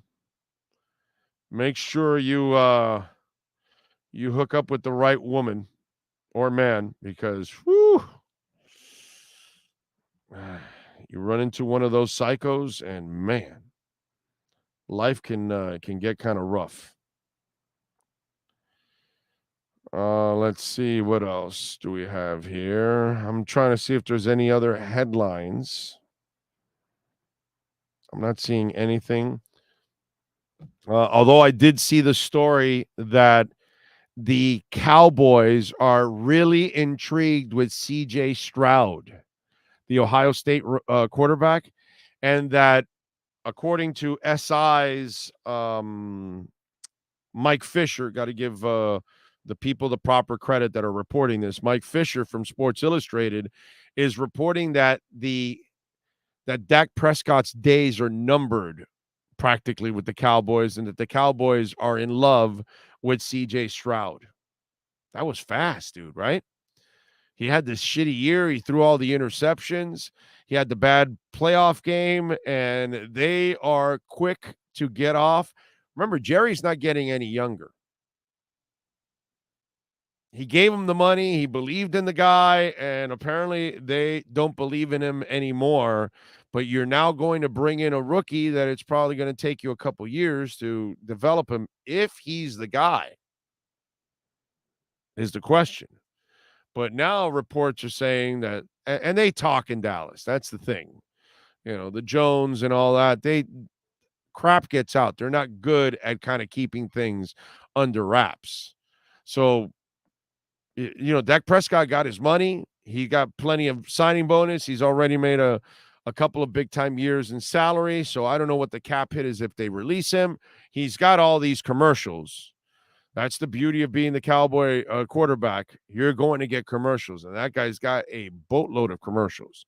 He has milked this. God bless him, bro. But wow. And let me tell you something. I've never been a Dak Prescott hater.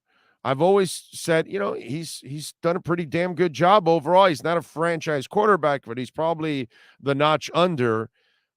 But what he did this year, it was bad. He threw a lot of bad interceptions, and then that playoff game was terrible. I can see the desperation in Jerry, because if you're not convinced he's the guy and you're getting old, and you kind of like Jerry Jones, as successful as he's been in business, as successful as he's been overall and winning several championships early on in his career, I think what eats him alive is that he can't win another one without Jimmy. And all 3 titles are Jimmy's titles. Barry Switzer had nothing to do with that title. Those were Jimmy's. That was Jimmy's team, and that was his assistant coaches. That was his culture that was still in place. And Barry Switzer just got in there and hit the cruise control, and the rest took over. It had nothing to do with Barry Switzer. It had nothing to do with Jerry Jones. So the Jones family is dying to kind of prove that they were competent enough to win a title, which they have never proven that they are. So the desperation against Dak is now understandable because the old man is old. And, getting to a point where patience is no longer a virtue.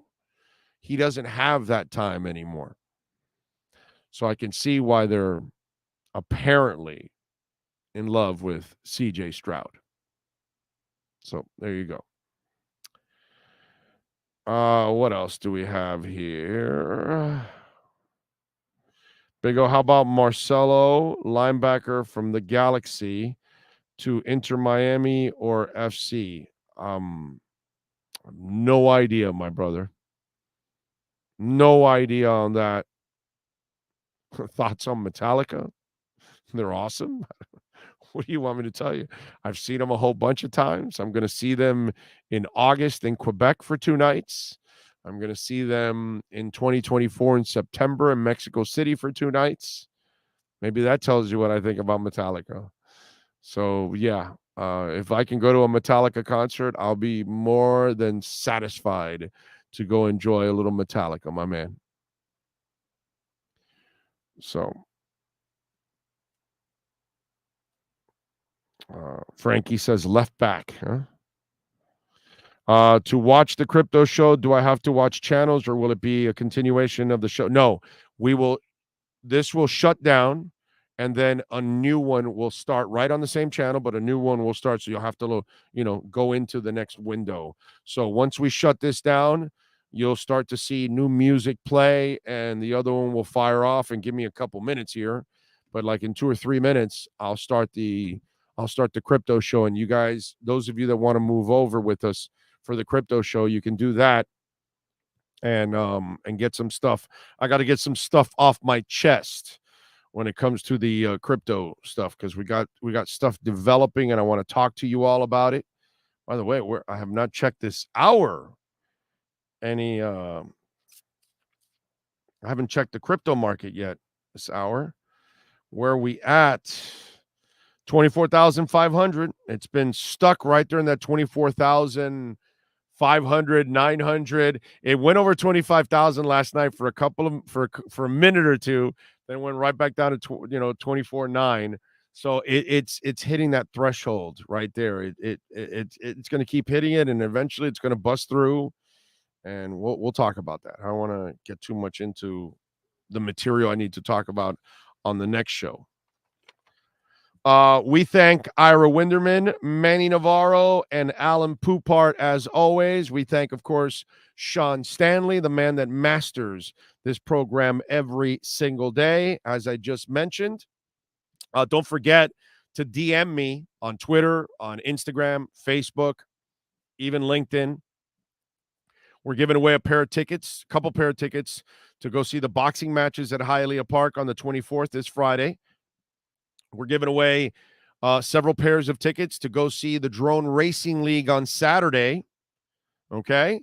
So DM me, tell me you want to win, and that's your chance, and I will pick winners. If I DM you back that you won, I will ask for certain information. You send me back that information, and you will win. And by the way, we're giving away tickets for the boxing match, and we're also giving away 1 pair of buffet tickets at the Hialeah Park boxing match buffet, which is an absolute delicious buffet. And you have to guess how many slot machines. And they have either 700 and something, 800 and something, or 900 and something. You got to guess somewhere in that area.